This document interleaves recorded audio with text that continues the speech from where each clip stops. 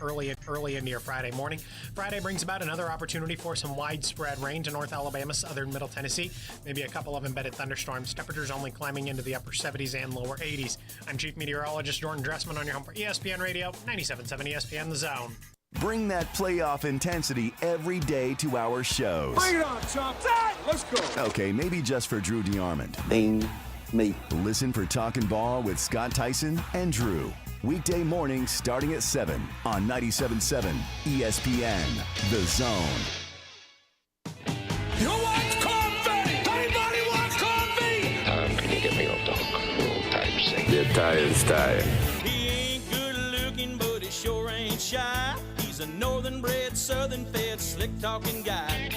Listeners in his posse are the junkyard dogs. The SEC from Tennessee to calling them hogs. From Gainesville up to Lexington to the Tide and Tiger Land. Nobody does it like Thom Abraham. You want me on that wall. You need me on that wall. Testosterone high today. Yeah, Tom's a man, he's got the plan, he's really got it made. What a wife he's got, she's smoking hot, check out the junkyard babe. When everything is said and done, no one can beat his show. He's a high-tech redneck, Tony Soprano. If you love sports without the fluff, he's got the master plan. Cause nobody does it like Thom Abraham, yeah. I guess I'm on here. Am I on? Can somebody respond?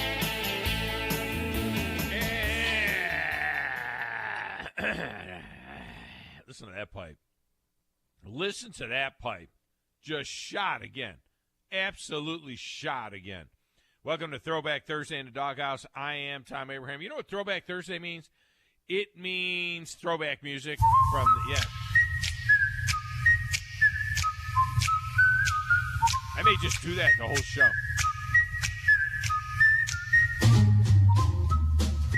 Classic TV theme song music throughout the show. It's one of my favorite days of the week. It's a good thing Cream is in the studio there with Grizz. Those guys might end up doing this show before long. Got a busy show for you today.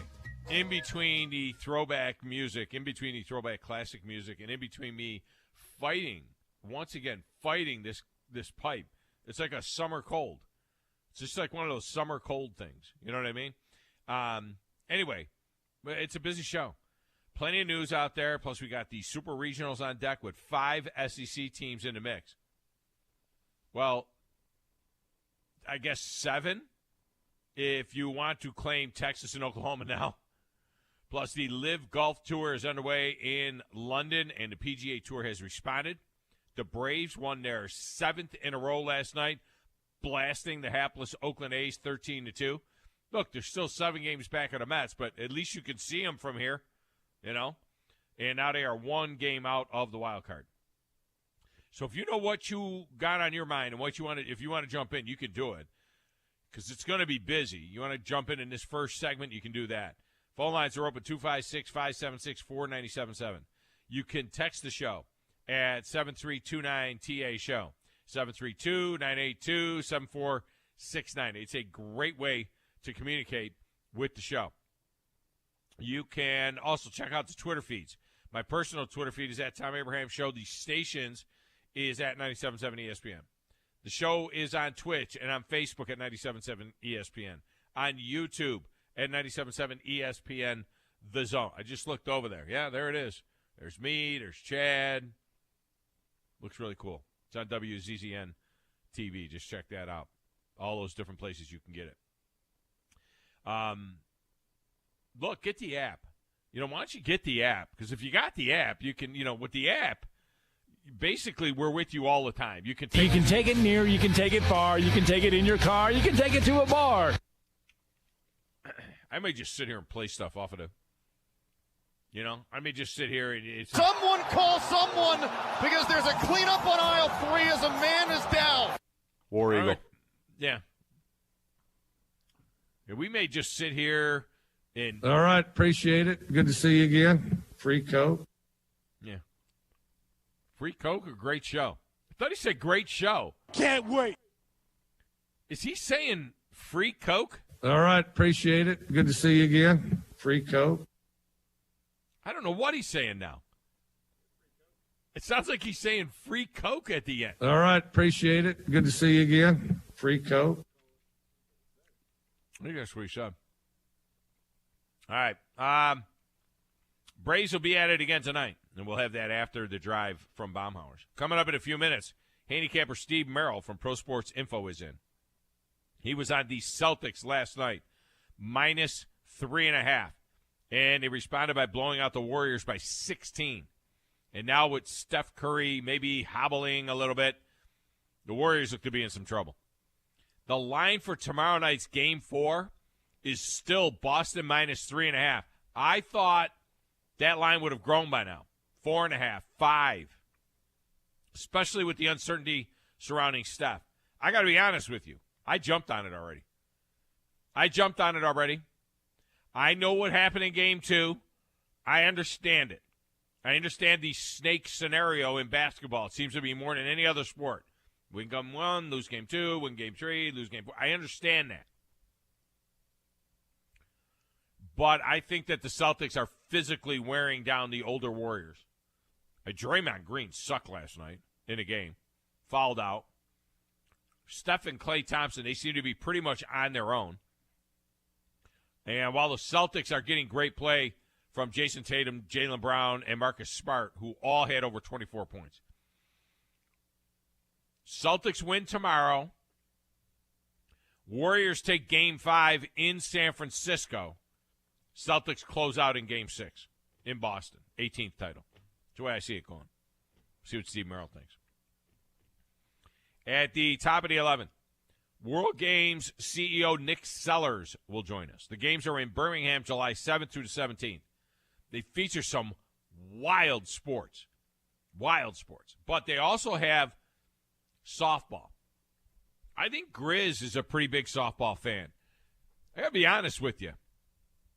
They got softball, and that means that Team USA and Japan could reunite after that classic duel in Tokyo in the Olympics last year when Japan won the gold. I don't even know where the softball venue is. Is it right in Birmingham? Are they playing that in Tuscaloosa? We're going to ask Nick Sellers. But, and are all that, is this going to be all the A-list players for both teams? I think so. But they also have other stuff there. I mean, they've got flag football.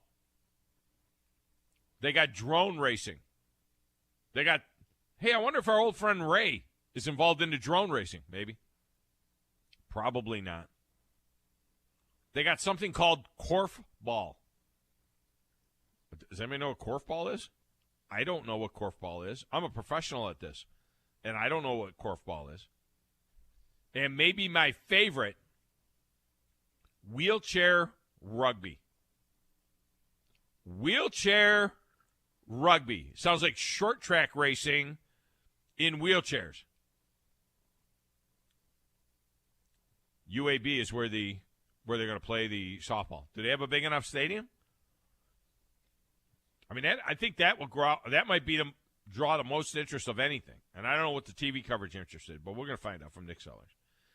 And then Teresa Walker is back from the AP in Tennessee to set up the Super Regionals. Tennessee has Notre Dame on the hill this weekend at Lindsey Nelson Stadium with a return trip to Omaha on the line. Last year, the Vols went to the College World Series for the first time since 2005, but lost their first two games and were gonzo. This time they are the favorite to win it all. They think they're Vanderbilt now.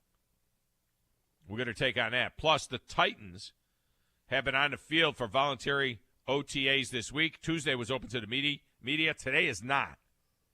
They didn't practice yesterday. Today is a voluntary OTA. And it is not open to the media. Next week is the mandatory minicamp, and Tuesday will be open to the media for that. Derrick Henry has not been in this week. It doesn't seem to be a concern. I don't understand it, personally. I mean, why not? What do you got to be doing this better than being with your team you've been gone for 3 months, 4 months, 5 months. I mean, why not? He's expected in next week. And who knew that Treylon Burks had asthma? Anybody know that Treylon Burks had asthma? We'll get a report on camp from her on that, plus Malik Willis, Austin Hooper, and the rest of the new faces. The Live Golf Tour event in London is underway, like I said, and most of the major sports websites are completely ignoring it. Go to ESPN.com or CBSSports.com. I thought the leaderboard would be up. There's not even a leaderboard. It's like it's not even happening.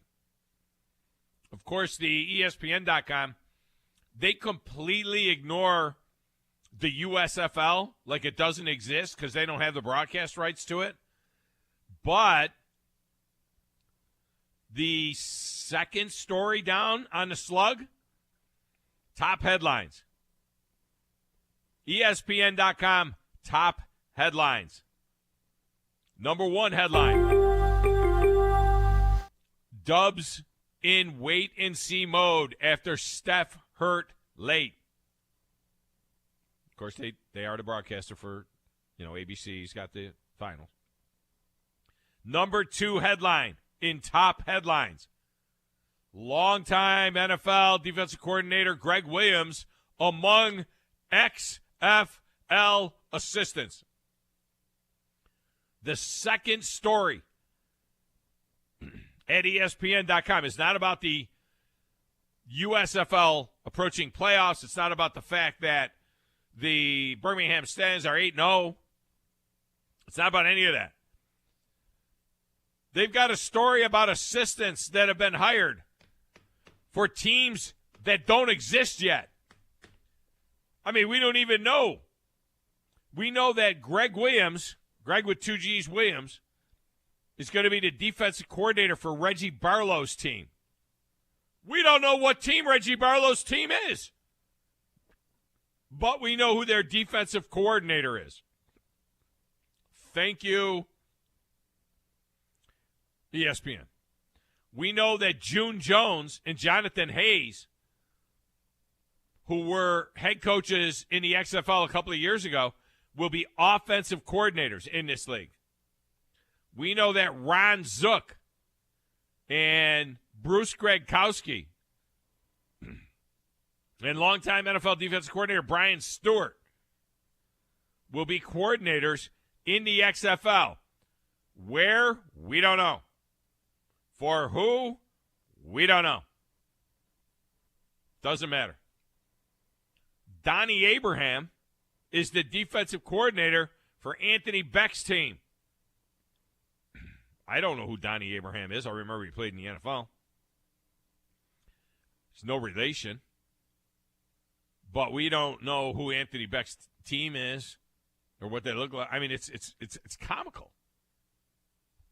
But it's the number 2 story at ESPN.com. Why? Because ESPN is the broadcast partner for the XFL, which means the USFL does not exist. It's just the way it is. It's the way it is.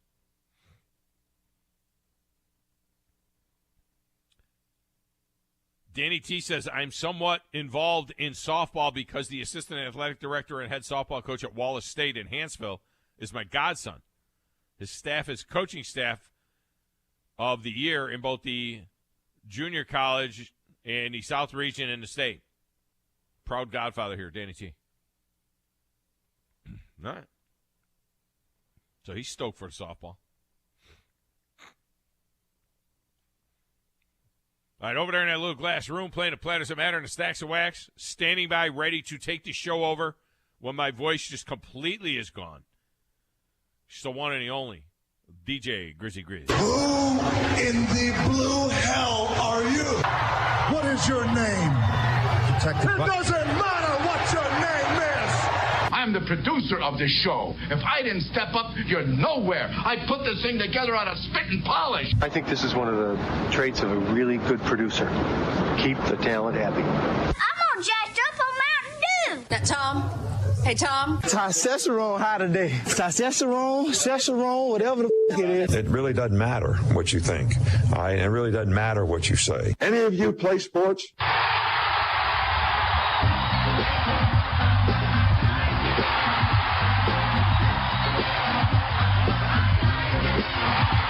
Usually I go into this long. Hey, no, I'm just probably why your voice hurts. No, I'm just gonna say, hey, Grizz. What's going on? What happened? You okay? Did you take my throat lozenges? Did you take my? I don't know where the throat lozenges went. Did you take them? I had 3 of them on the desk. Not that here. I know of. No, I would not have stolen them from you. I don't really need them right now, but I can't believe that you forgot what korfball is. Korfball. What is? I don't. All right, korfball is basically like soccer basketball. Oh yeah. Where you can run down the court and it's like in a big field, and then it's a basketball hoop without the backboard. So it's not. It's like handball, but only instead of a soccer net, it's a net. It's a basketball net. Yeah. Do you have to dribble in korfball? No. You can. It's like handball. You can run. So you run around, and it's a small ball, though, right? Yeah. It's a little bit small. I think it's a little bit smaller than a basketball. I think it's. It looks like a soccer ball. I think it's a little bit. Is it that big? Yeah, it looks like a soccer ball. I thought it was like a softball almost. No. It looks like it looks like it looks like a soccer ball that probably about maybe a 4 or 5. You know what's going to be weird, Grizz? Yeah. See, I got my water here, and I had 3 throat lozenges right here, unless I ate them all already. I might have ate them all already. I got to get more throat lozenges when we get to the break. Here's the thing. Yesterday, I recorded the interviews for this week's Bassmaster Radio. Yeah. Coast to coast on over 130 stations, including San Diego. That's what's up. Yeah. Congrats. Anyway, so I did the interviews, and I did the interviews yesterday with first, second, and third. It was Brandon Lester who won, and Cody Huff who came in second, and Chris Zaldane who came in third. Yeah. So I recorded the interviews yesterday, and my voice was fine, and I sounded like me. You know what I mean? I sounded like Thom. So now today, on Thursday, what I got to do is I record the opening segment of the show, which is 2 minutes and 30 to 2 minutes and 40 seconds. And then I record the closing segment of the show, which is 2 minutes and 40 to 2 minutes and 55 seconds. So I got to do the open and the close to the show, and then I send everything to the network for production, right? Yeah. I'm not even going to sound like the same guy. Yesterday I sounded fine. Yeah. It's how the hell am I going to record? I got to record this open and close, and they're going to be like, "What happened to Thom?" And then all of a sudden I'm going to say, "When we come back, we'll be joined by Chris Zaldane, who came in third." And then we'll come back, and I'll sound like a different person. You just need to get your Bassmaster Radio voice guy just to go, Thom, because you sound like the deep voice. You sound like a deeper voice Thom Abraham right now. You know who sounds Thom Abraham? You know who sounds a lot like me? Oh, do I have? I have my sexy voice. Your net's tight. Maybe Cast whatever. Is this my sexy? Is this my sexy big dog voice? Maybe I get lucky tonight. Maybe I go in and late talk night to the radio. JYB. Late night radio. It's my late night radio voice. Nutmeg someone you love. We used to do that. I used to do post game for the Rochester Raging Rhinos, and they'd play out on the West Coast before Seattle was in Portland and stuff. Were in the actual MLS, and they'd play a game, and we'd have post game. And it'd be like 1:30 in the morning Eastern. And me and Soccer Sam Fantuzzo were the hosts of the post game show. We'd take calls and stuff like. I mean, it was huge there. Yeah. Huge. You'd think it was Alabama football. Yeah. And so we would come back, and it would be like 1:30 in the morning, and we would be like, "Nutmeg someone you love." The Rochester Raging Rhinos postgame show. Nutmeg someone you love. That's freaking great. Yeah. So anyway, late night soccer talk. I can imagine that with Thom Abraham. Thom Abraham, late night soccer talk. But you know who sounds like me is my son Joe. Talking Caucho. Yeah. I wonder if I wrote the open and the close to the show and got Joe over here and put him in front of the mic. He could be me. He sounds more like me. Yeah. Right now than I sound like me. You know what I mean?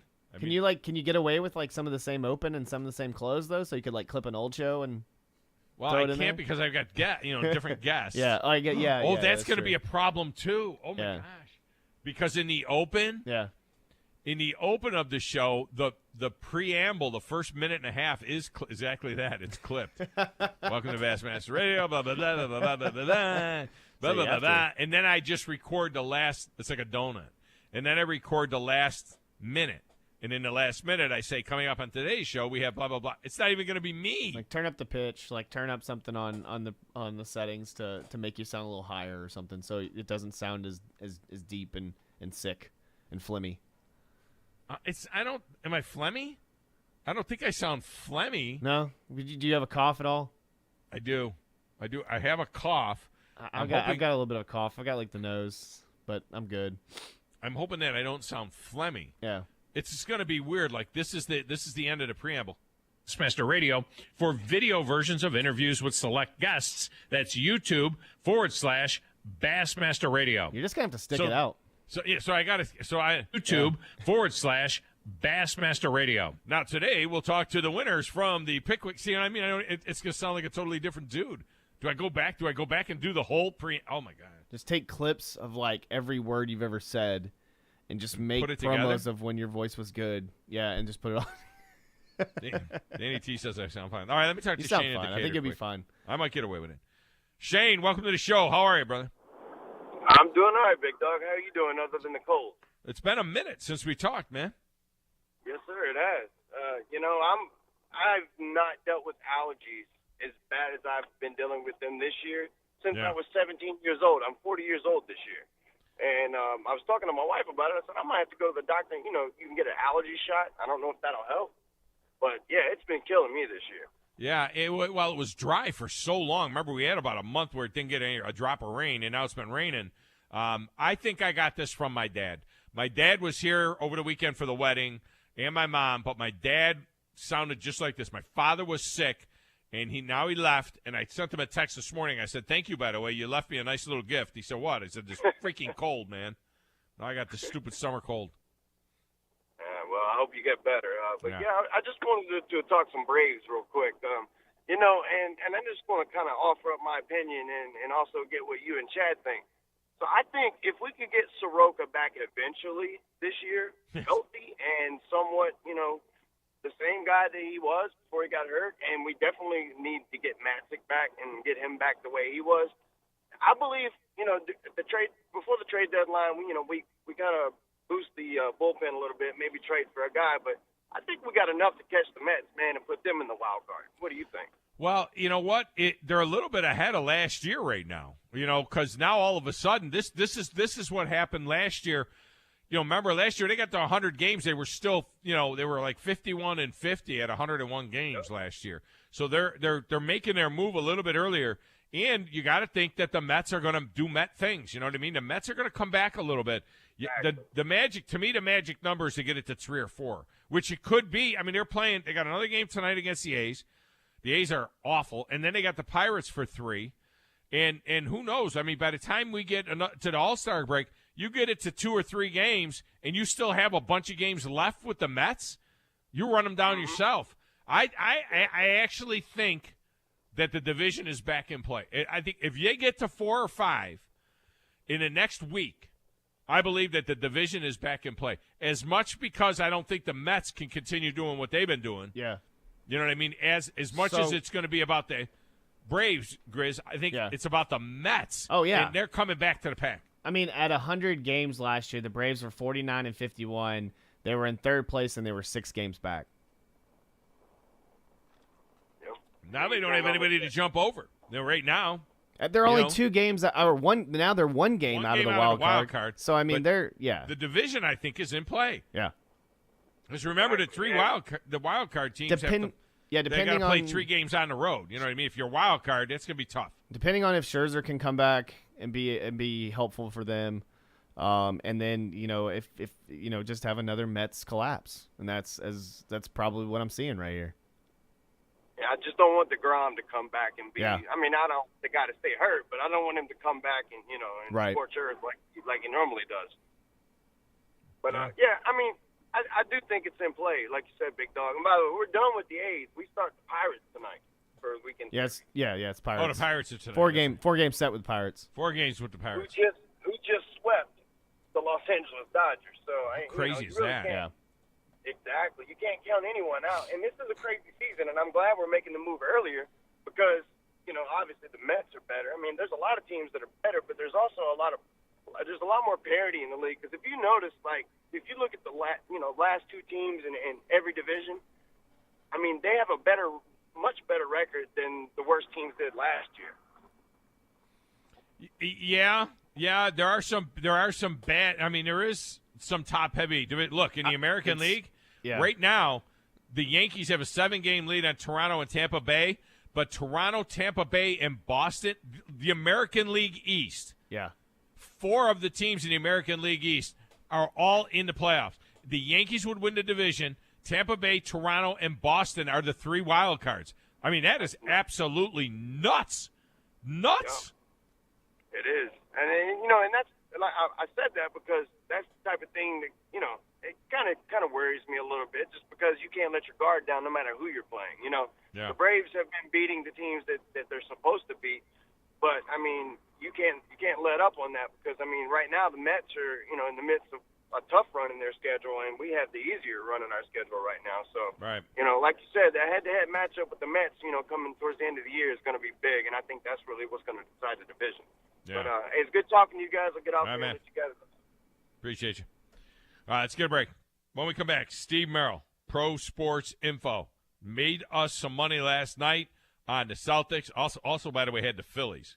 He gave out the Phillies last night, Grizz. Would the Phillies win, 13-0 or 10-0, 11-0? I don't know. I had it in front of me, but I took it away. Phillies, they won big. All right, we got a break. We'll come back with more right after this. 97.7 ESPN The Zone.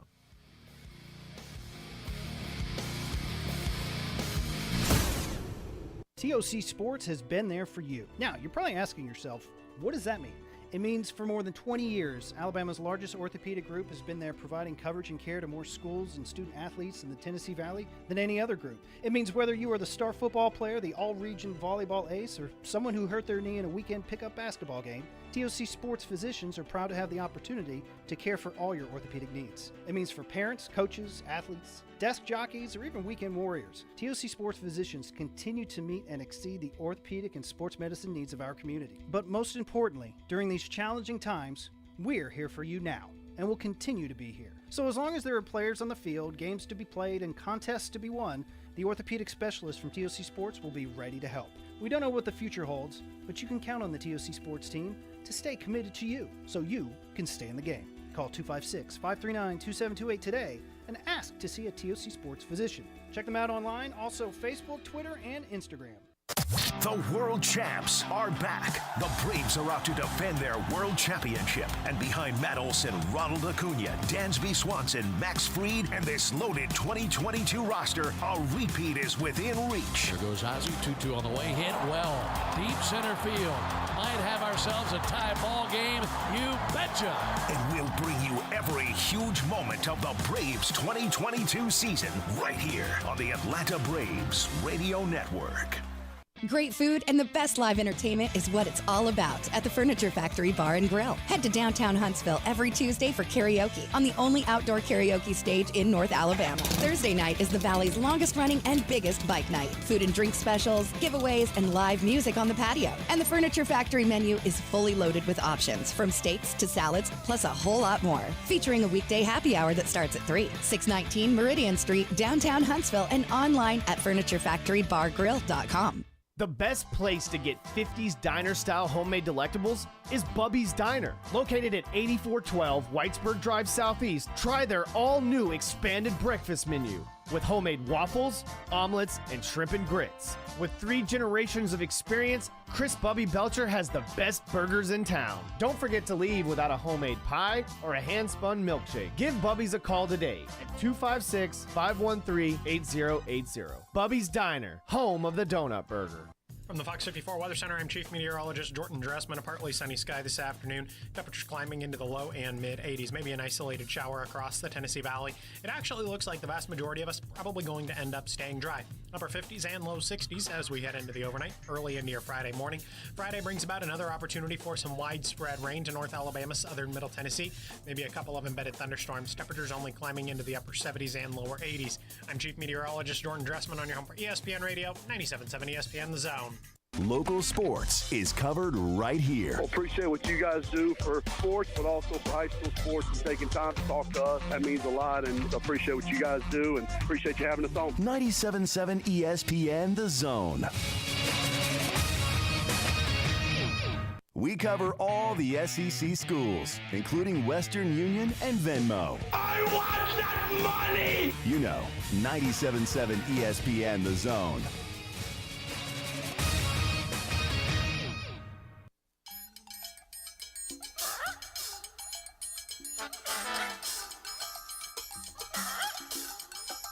I'm talking about right there. Don't go to bed with no price on your head. No. Oh, Beretta. No. Well, do the crime if you can't do the time. Don't do the crime if you can't do the time. Good stuff right there on a Throwback Thursday.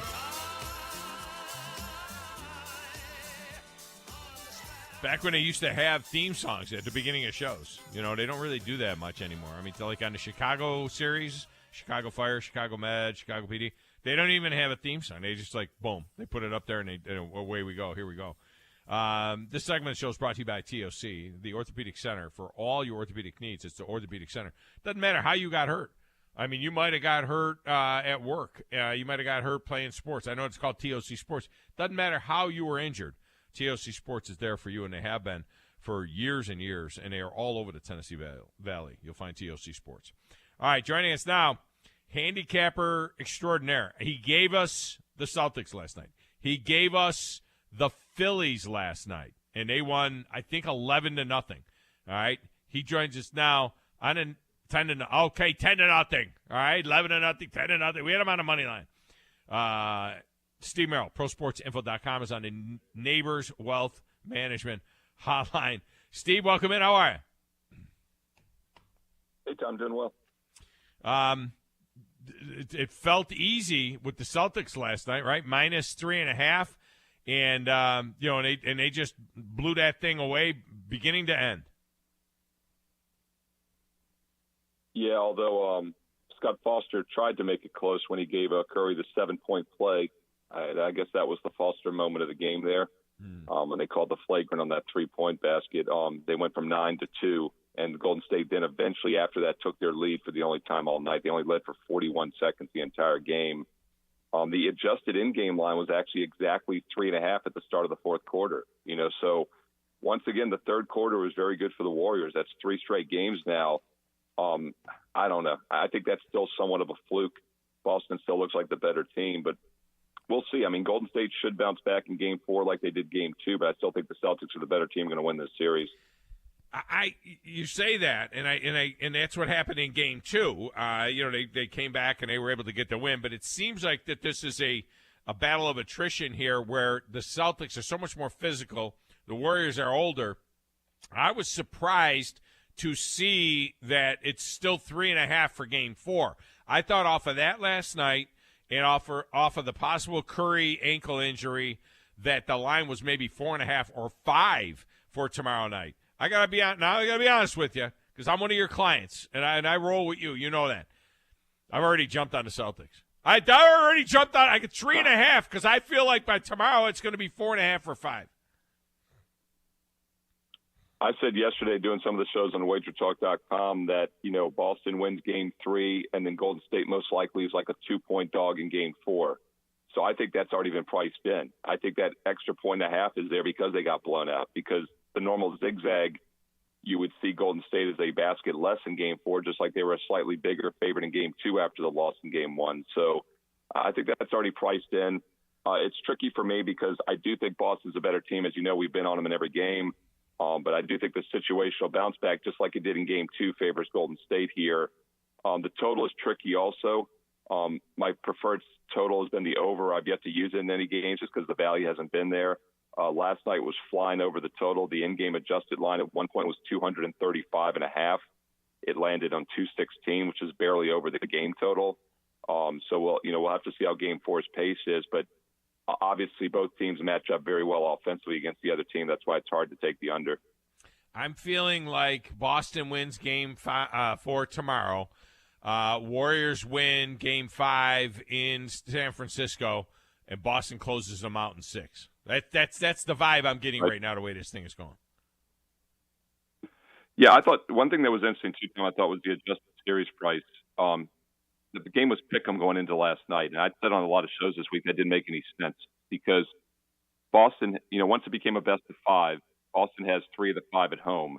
They were 3.5-point favorite last night. As you said, they're favored again in Game 4.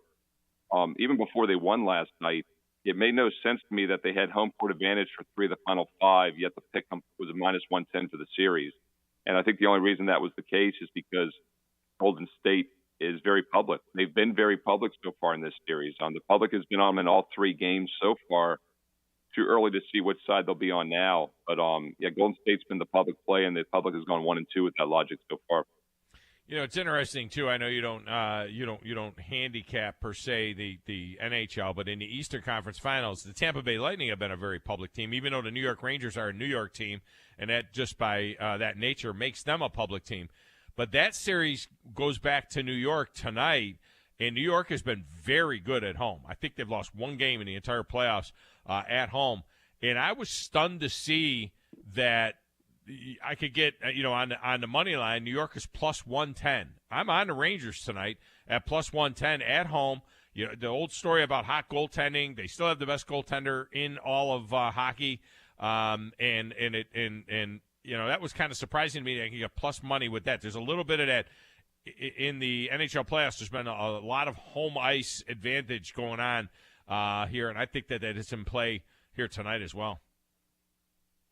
Well, the other thing that's interesting, too, about hockey is the totals. This is 5.5 to the under. We've definitely seen the totals start to come back down the last few weeks. We had that huge, as you mentioned, we talked about it last week, that huge high-scoring Game 1 in the Colorado-Edmonton series. Right. And now things have kind of come back down to earth because, playoff games should be more defensive. They should be lower scoring.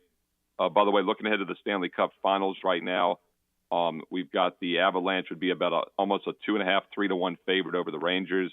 They'd be about a 2-1 favorite over the Lightning, -190, take back +165. And that is the likely matchup because Tampa is now a -165 series favorite here against New York.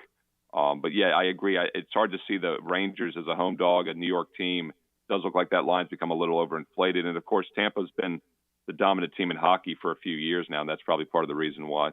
Yeah, and it's interesting because I had talked to my hockey guy about, my ESPN.com hockey guy about what do you think is the best matchup for TV purposes in the first year of the, ABC deal where the Stanley Cup Final now is going to all be on ABC just like the NBA Final is. And, on the one hand, you got New York. It's New York. I mean, you're talking about an original 6 big market, the biggest market in the country. What would that do, New York and Colorado? Everybody knows Colorado's the best team in the country. And they're very much a offensive juggernaut type team. But Tampa Bay going for 3 in a row is history, and it's the Tampa Bay Lightning, familiar. You bring in the South and so on. I don't think they can go wrong with Tampa Bay or New York in the final as far as a TV product. Yeah, it's hard to imagine that, New York wouldn't be the better TV matchup. But like you said, Tampa's got the intrinsic stuff going on there. Otherwise, such a small market. I mean, the Tampa Rays have been one of the best teams in baseball now for years, and they get, 7,000 at home on average. Although the Buccaneers, obviously a pretty good team and a good market team as well. So, yeah, I think either way it's going to be a good matchup. The one thing is, no matter who they play, it's going to be a 12-day layoff for the Avalanche. They don't start until next week regardless. They wrapped it up quick, obviously, against Edmonton. 12 days off is a long time. It'll be interesting to see, how that affects Colorado, at least out of the gate.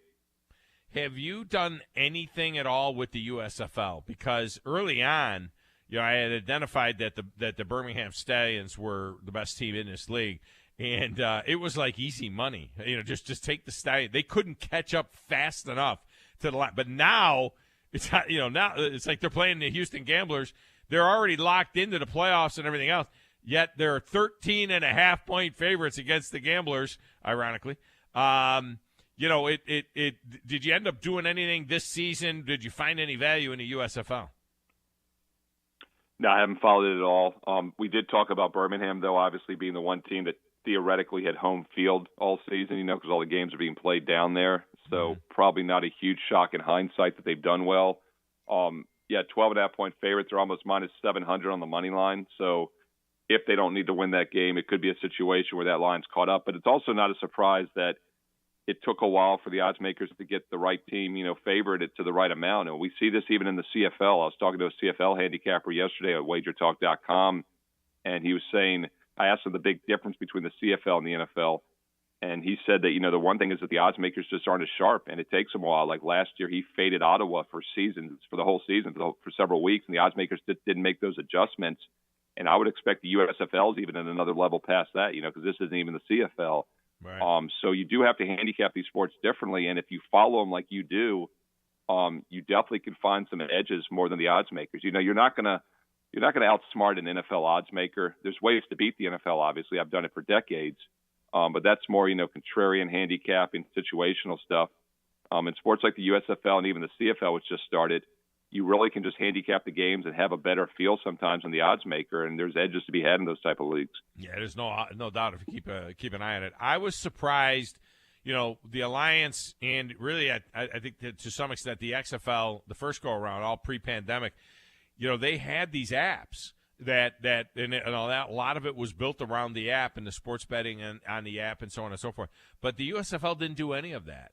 And it'll be interesting to see what the XFL does with it. But the USFL did none of that with in-game, handicapping or betting or anything like that. You could do it at your site, like if you use BetMGM or something like that. You could do some things like that. But they didn't have their own proprietary app. I think they missed the boat on taking advantage of the betting side of the USFL.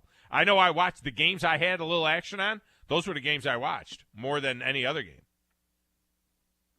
Yeah, I do think you got to wonder a little bit of the old school NFL thought is still involved, and they've always been anti-gambling for decades, and now they embrace it, obviously, but I still think they're a little slow to the party. The one league that I remember did do it about 15 plus years ago, when it was still taboo for all the other leagues, was arena football. Yeah. They embraced betting about a couple decades ago. And I remember telling people, I think this is brilliant. This is what sports like NASCAR need to do, right? The lesser sports, like NASCAR, for example, I've always thought should really embrace it. I think they've started to, but even NASCAR, I think could do a better job of showing the odds in game and during the races, and updated odds to win, because it's here to stay. And obviously with the mobile element now, like you said, it brings live viewers to your TV sets as well. Yeah, no doubt about it. I like playing around with NASCAR just to make the race more interesting, and but and you can get some long odds and have some fun with some of those long odds and so on. And there's some value, in hockey. There's some value there, with like nailing a score, for example, where like tonight, I think that the Rangers are going to win 3-1. All right, so I say 3-1 Rangers is a common score. I think the goalie stands on his head, and they win 3-1. It's plus 1,900. So I got my regular action, but it's plus 1,900. Just throw a $20 bill on it. Make $400 if it happens. You know what I mean? It's not something that you would want to put much on it, but you can find some nuggets like that. Yeah, the one thing about the in-game betting, I think that's going to still be a problem, and I followed this very closely last night during the NBA game. I did it during the NCAA tournament as well, at least talking basketball, is I've got a direct Cox cable feed, and I was still a lot of times 2 possessions behind the TV, on TV last night versus like the live sportsbook app. A good 45 seconds on the game clock maybe. So that lag is still a problem. You almost have to wait for commercial breaks or end of quarters or whatnot. And you're going to have the same problem, obviously, with hockey because that's almost even a faster sport than basketball. So, I don't know if that'll ever be fixed. Technology is what it is, but it amazes me. I don't know, at least on your end. I've talked to other people. I've got a friend that does shows in Vancouver.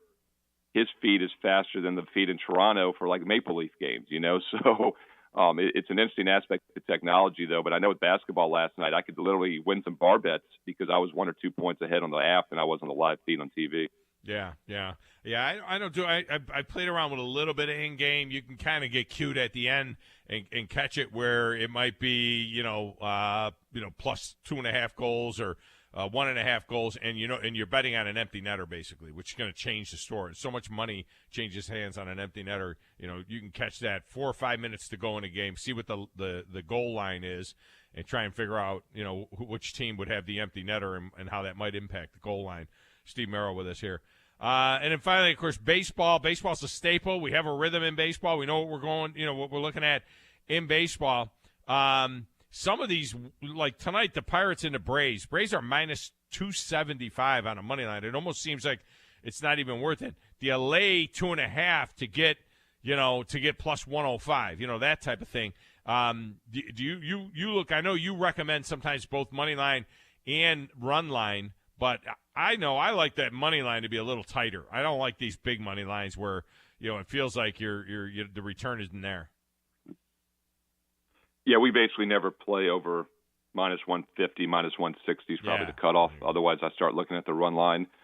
Something people can do out there if you don't have a minus 1 run line is you can play half a unit on the straight-up money line and then half a unit at minus 1.5, and you basically have made a minus 1 point spread for the game.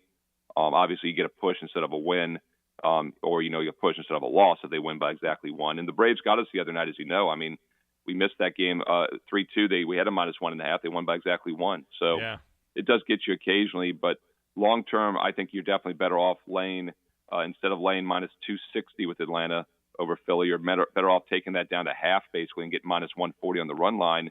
And most teams win by margin. The Dodgers have been the textbook example of this the last few seasons. Just the first 51 games this year, they only won by exactly 1 4 times. Every other win was by 2 or more. Half of those wins were by 3 or more, or they lost outright, and the opponent was plus money in every one of those games. So most of the time, you're better off taking the underdog straight up plus money or laying the run and a half or more, and often getting plus money with the favorite in these games. Steve Merrill has been our guest. Steve, how can they take advantage of Pro Sports Info, and how can they see you on Wager Talk? Yeah, actually doing a live show on Wager Talk here in a little bit. Of course, finish listening to your show first, always, and then go to YouTube later today and watch it on archive 24/7. It's Wager Talk TV on YouTube, Wager Talk TV. Also, wagertalk.com has the links. I'll be doing an all-inclusive all-sports show, baseball show, and basketball show today. So I'm covering everything at wagertalk.com. If you'd like to get one of my best bets tonight for free, mention the show and email me, steve@prosportsinfo.com. steve@prosportsinfo.com for a free play. What kind of line movement in the NBA are we going to see in that game? Did I make a mistake jumping out of them at minus 3.5? Because I think it's going up. I really do. I think it's going to go up. You definitely didn't make a mistake. I'm seeing mostly 4s out there now. Okay. And the line did open 3.5. So you definitely got the best number at 3.5 because mostly 4s out there. So if anybody likes Boston 3.5, grab it now. If you'd like Golden State, wait because there's a lot of 4s starting to pop. And it'll be interesting because the public has been on Golden State, but you got to wonder if they're going to jump ship maybe after what they saw last night. Absolutely. All right. Appreciate you as always. Great stuff. Steve Merrill, ProSportsInfo.com. Thanks, Steve. Thanks, Tom. All right, we'll grab a break. When we return, we'll set you up for a busy hour number 2. A lot of information here on a Throwback Thursday in the Doghouse on 97.7 ESPN, The Zone.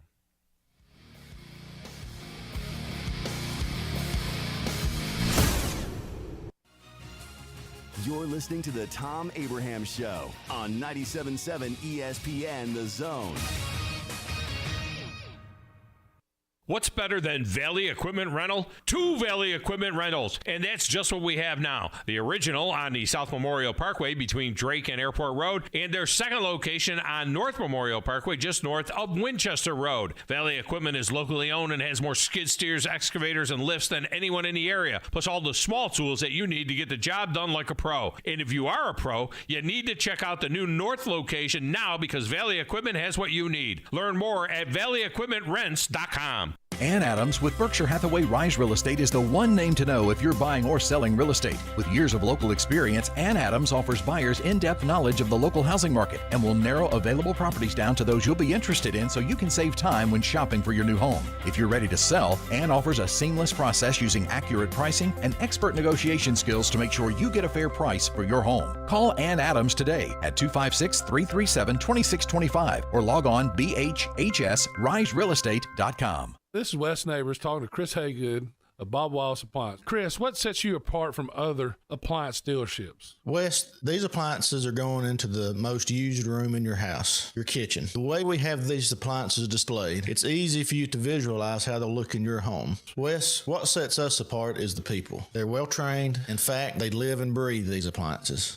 And if you need service, you'll really appreciate our parts department. Contact Bob Wallace Appliance at 256-533-2121. Isn't the story of the prodigal son an amazing story? Basically, a rowdy boy who literally wished his father dead ran away and consumed his wealth with hard and fast living. Yet the father looked for his return every day, and when the boy got tired of eating pig slop, he decided to return. What did the father do? As soon as he saw that boy, he ran to him, threw his arms around him, and killed the fatted calf for a great celebration. Hey, I'm John Dees, pastor of the Cross Point Church. If you're looking for a church home, come see us, smack dab across the street from the YMCA in Madison. 2 Maids and a Mop. That's all you need to know to clean house. 2 Maids and a Mop is an award-winning company, bonded and insured. Hire them for yourself, or they have gift cards if you want to make someone else's day. Find out more online at 2maidshuntsville.com. A maid service worth talking about. 2 Maids and a Mop take care of everything. They supply all the cleaning equipment needed. Call 256-883-6243. The only finger you'll need to lift is the one to call them. From the Fox 54 Weather Center, I'm Chief Meteorologist Jordan Dressman. A partly sunny sky this afternoon. Temperatures climbing into the low and mid-80s. Maybe an isolated shower across the Tennessee Valley. It actually looks like the vast majority of us probably going to end up staying dry. Upper 50s and low 60s as we head into the overnight, early into your Friday morning. Friday brings about another opportunity for some widespread rain to North Alabama, southern Middle Tennessee. Maybe a couple of embedded thunderstorms. Temperatures only climbing into the upper 70s and lower 80s. I'm Chief Meteorologist Jordan Dressman on your home for ESPN Radio, 97.7 ESPN The Zone. All the press conferences. It's our mental energy, I would say. Spend less time complaining about, when I was going to get an opportunity. Just spend more time training and working towards. Plus, all of the rat poison is served up right here. It's yummy. On 97.7 ESPN The Zone.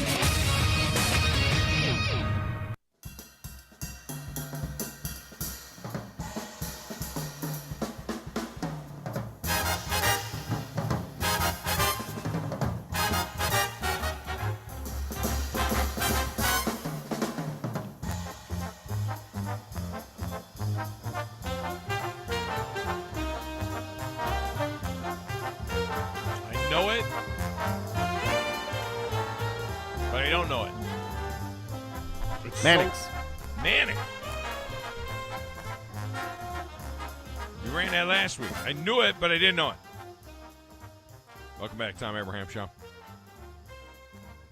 Segment of the show is brought to you by Valley Equipment Rental. Valley Equipment Rental, Ross Roberts and his team, they're just so great, man. And they're so involved in the community that they, in fact, are sponsoring our 97.7 ESPN The Zone golf team on Monday at the Charger Open.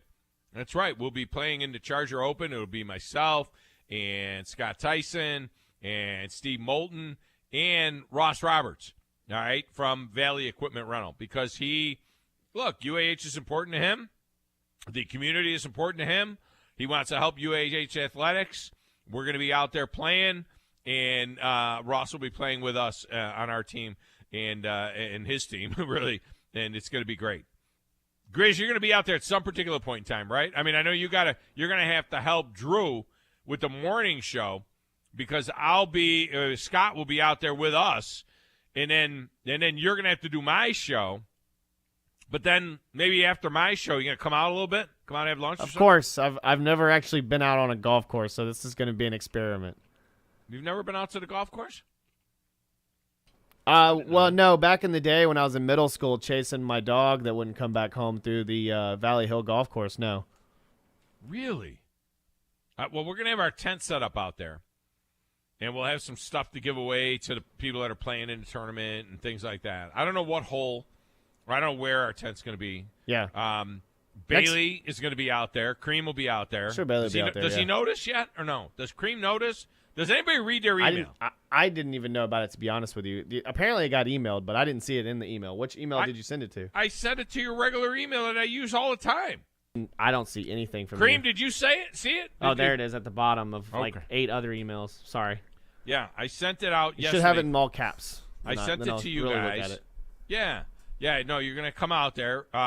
Cream and the intern are going to be out there. Yeah. Is he an intern anymore? We can't call him I don't think he's really an intern anymore. No. I don't think either of them are, really. No. So Cream and Captain Cool will be out there. Yes. We will have in the morning. Captain Cool. No, I've never been on a golf course, by the way. No, never once. Well, thank you. Other than running around on it. Thank you for Valley Equipment Rental for sponsoring our team in the Charger Open. We'll be out there on Monday. They just have a heart for the area. And now I'll get to see. Scott is going to have to be the horse on our team, I think. I'll see how good these guys are. All right, we'll be back with World Game CEO Nick Sellers next on 97.7 ESPN, The Zone.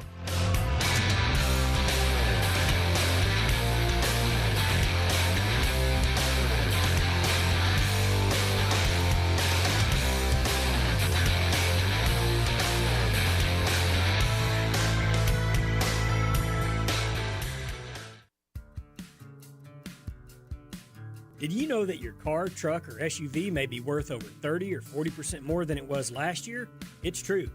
Bobby White back again for Woody Anderson Ford, and we'd love your trade-in for a personalized custom factory order on a 2022 Explorer, Expedition, Ranger, or F1. We interrupt this message to announce our $1,000 appreciation cash reward. Attention all active military, reservists, retirees, and all veterans, plus first responders, police, fire department, EMTs, and medical professionals. An appreciation for making Huntsville the great city it is. You'll receive a $1,000 exclusive reward in addition to any public offers on most all 22 Fords. So please come see us today. Our Ford Gold certified or low mileage, gently used vehicles with great warranties. At Woody Anderson Ford, whether it's a new order or a pre-owned, we promise to always do the right thing. Corner of Jordan and Sparkman, hope to see you soon. Paid for by Christian Care Ministry. You know, a lot of times you have to choose between something high quality or something that saves you money. But if you can get both, why not? Especially when it comes to health care. And that's MediShare. You get both. The typical family saves $500 a month switching to MediShare.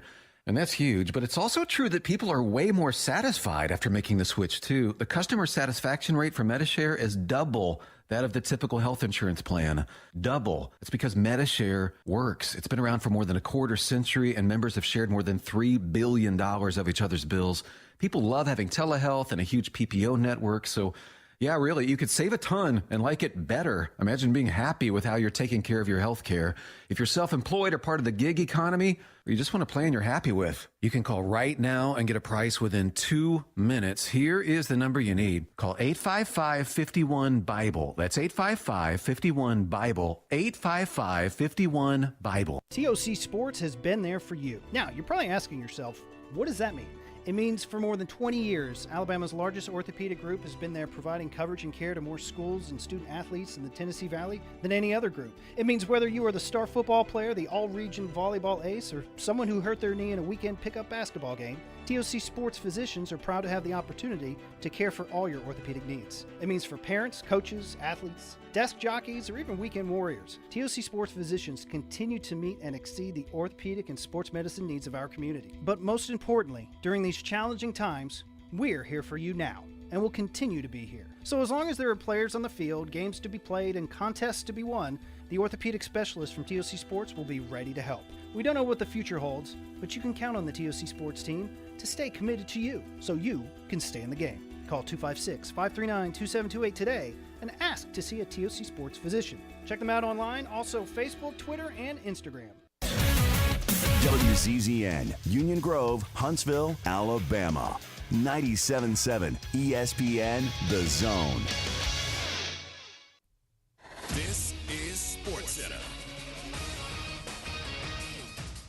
I'm Christine Lisi. Breaking news, the PGA Tour has suspended all current and future participants of the Saudi-backed Live Golf Tour. Dustin Johnson, Phil Mickelson, Sergio Garcia, among those suspended. Players who resigned their membership before starting the Live Golf event outside of London today no longer eligible to compete in tour events or the President's Cup. Warriors expect to know more today about Steph Curry. According to Coach Steve Kerr, the superstar guard sustained an apparent leg injury, caught in a scrum going for a loose ball in the loss in Game 3 of the NBA Finals to the Celtics. Curry's expectation is that he will play in Game 4 tomorrow, 8 Eastern ESPN Radio, 9 Eastern on ABC. Golden State's down 2-1. Rangers host the Lightning in a pivotal Game 5 of the NHL's Eastern Conference Final tonight, 8 Eastern ESPN TV and ESPN+. Series is tied at 2 games each.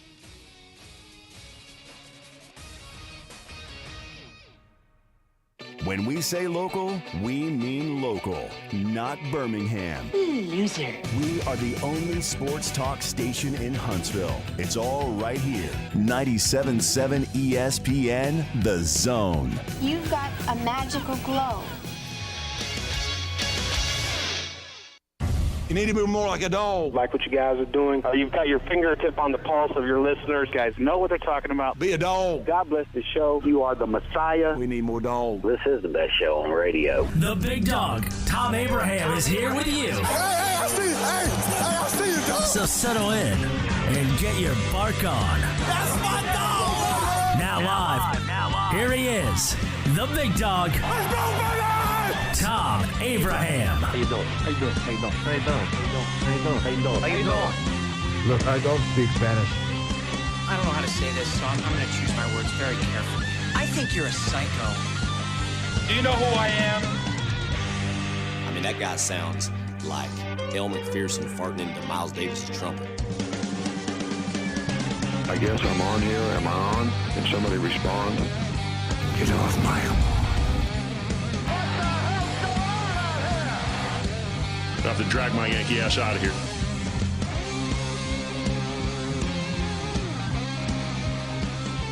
Welcome back. Hour number 2 of the Thom Abraham Show. This segment of the show is brought to you by North Alabama Mortgage. Whether you're in Alabama, Tennessee, Florida, North Alabama Mortgage is there to help you. And let me tell you something. Right now, it's very competitive in terms of getting your offer accepted on a new property. If you're out there buying a new property, North Alabama Mortgage can help you get your offer accepted. All right, you need to check at NorthAlabamaMortgage.com and learn more about that. And I was just talking about Ross Roberts and his community involvement. From Valley Equipment. I mean, the same thing can be said for Brian Hammaker and the crew at North Alabama Mortgage. They did a tremendous job. They sponsored the fishing tournament out in Gunnersville, and that was great as well. We just have some very generous folks. I mean, just have some great folks here all around the Tennessee Valley, and Brian Hammaker and North Alabama Mortgage are on that list for sure.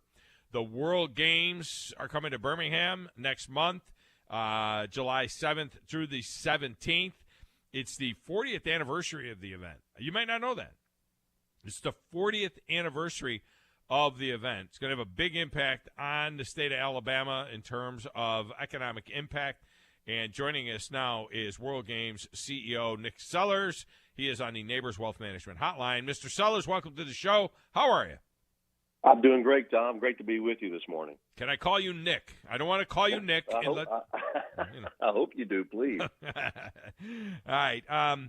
40th anniversary of the World. I think that's something that a lot of games, you think about some of the competitions, and you think this might be something relatively recent, but the World Games have been around for a minute.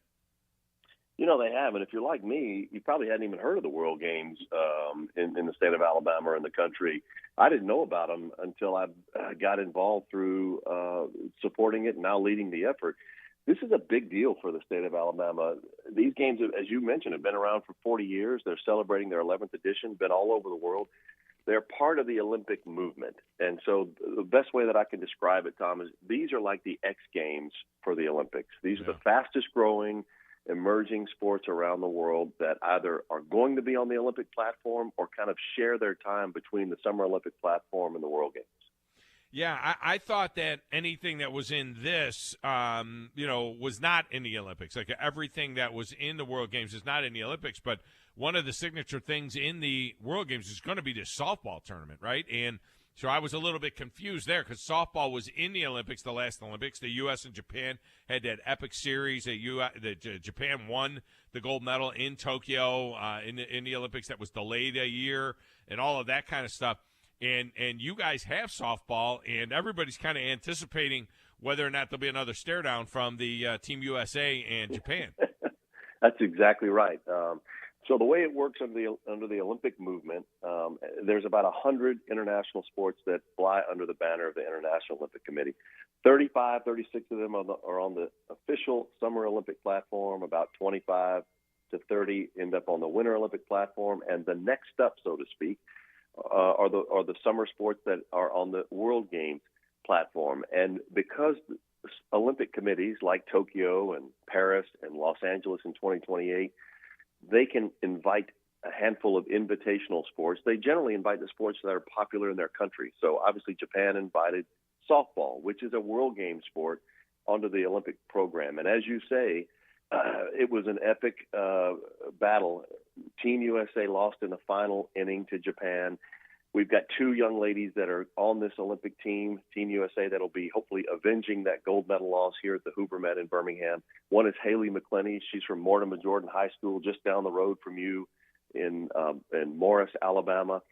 And she was a four-time All-American at the University of Alabama. She's the star player and team captain, center fielder. And then Montana Fouts, she's the ace pitcher from All-American from the University of Alabama. So it's going to be a heck of a rematch, man, and we think that that'll be the gold medal round. Well, that was my next question: is this the A team for Team USA? You know what I mean? Is it similar to what we would see in the Olympics, and the same thing for Japan? Because this is a big deal, and it's not like these women that play the highest level of softball in the country have a real great place to go, professionally and whatnot, and you would think that they'd want to play in this. This is a gold medal that they'd want to win, I would think. I mean, do you have a few of the girls off of the Oklahoma team that's about to win the national championship, or any of those players? Yes, and in fact, 8 of the ladies who are the starting 9 lineup for Team USA are the same ladies that competed in the Tokyo Olympics. Wow. Oh, okay. Yeah. All right. So this is the Olympic team then. This is it. It's the Olympic team, and Japan is returning their Olympic team as well. This is going to be a grudge match. It's going to be a heck of a battle at the Hoover Met, and it's one of the crown jewels of the World Games 10 days of competition. There's a lot of other really cool, fast-growing sports like lacrosse. What a great story we have with lacrosse. The Iroquois Nation, that's a Native American tribe. They founded the game of lacrosse. They're ranked 3rd in the world. They weren't going to be allowed to compete because they're not recognized as a sovereign nation under the rules of the IOC. We worked with them, and we worked with the Olympic Committee. We made a petition. They were included and allowed to compete, but the men's Irish lacrosse team voluntarily withdrew so that the Iroquois Nation could take their place. It's really an awesome story. And lacrosse is going to be huge. So many other big-time sports, though, will be competing here. I'm from upstate New York originally, and one of my first broadcasting assignments was doing the new outdoor lacrosse league when it first came out, the Professional Outdoor Lacrosse League. I love lacrosse. I actually coached some lacrosse in high school, and it's a fantastic sport. And, yeah, I read that story about the Iroquois Nation being included in the deal, and I thought that was really, really cool. Nick Sellers with us here, CEO of the World Games.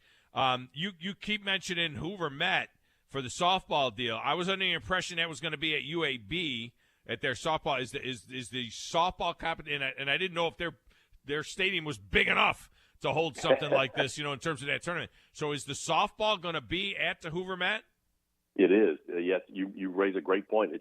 There was so much demand, and this became really such a big deal. We worked with the city of Hoover. They've been tremendous partners. They've taken the softball. They're actually cutting up the baseball field to turn it into a softball. Right. Global kind of regulated softball event. But UAB will still have lacrosse. They'll have, believe it or not, tug of war. I mean, this is something that we remember as kids. It's a totally different ball game at the international level. There's a lot of strategy around it. They'll host tug of war there as well. And racquetball and squash will be at UAB. The venues run the gamut, man. We're at the Barber International Motorsports Park for an event called Canopy Piloting. It's an extreme sport, Tom, where these athletes jump out of helicopters.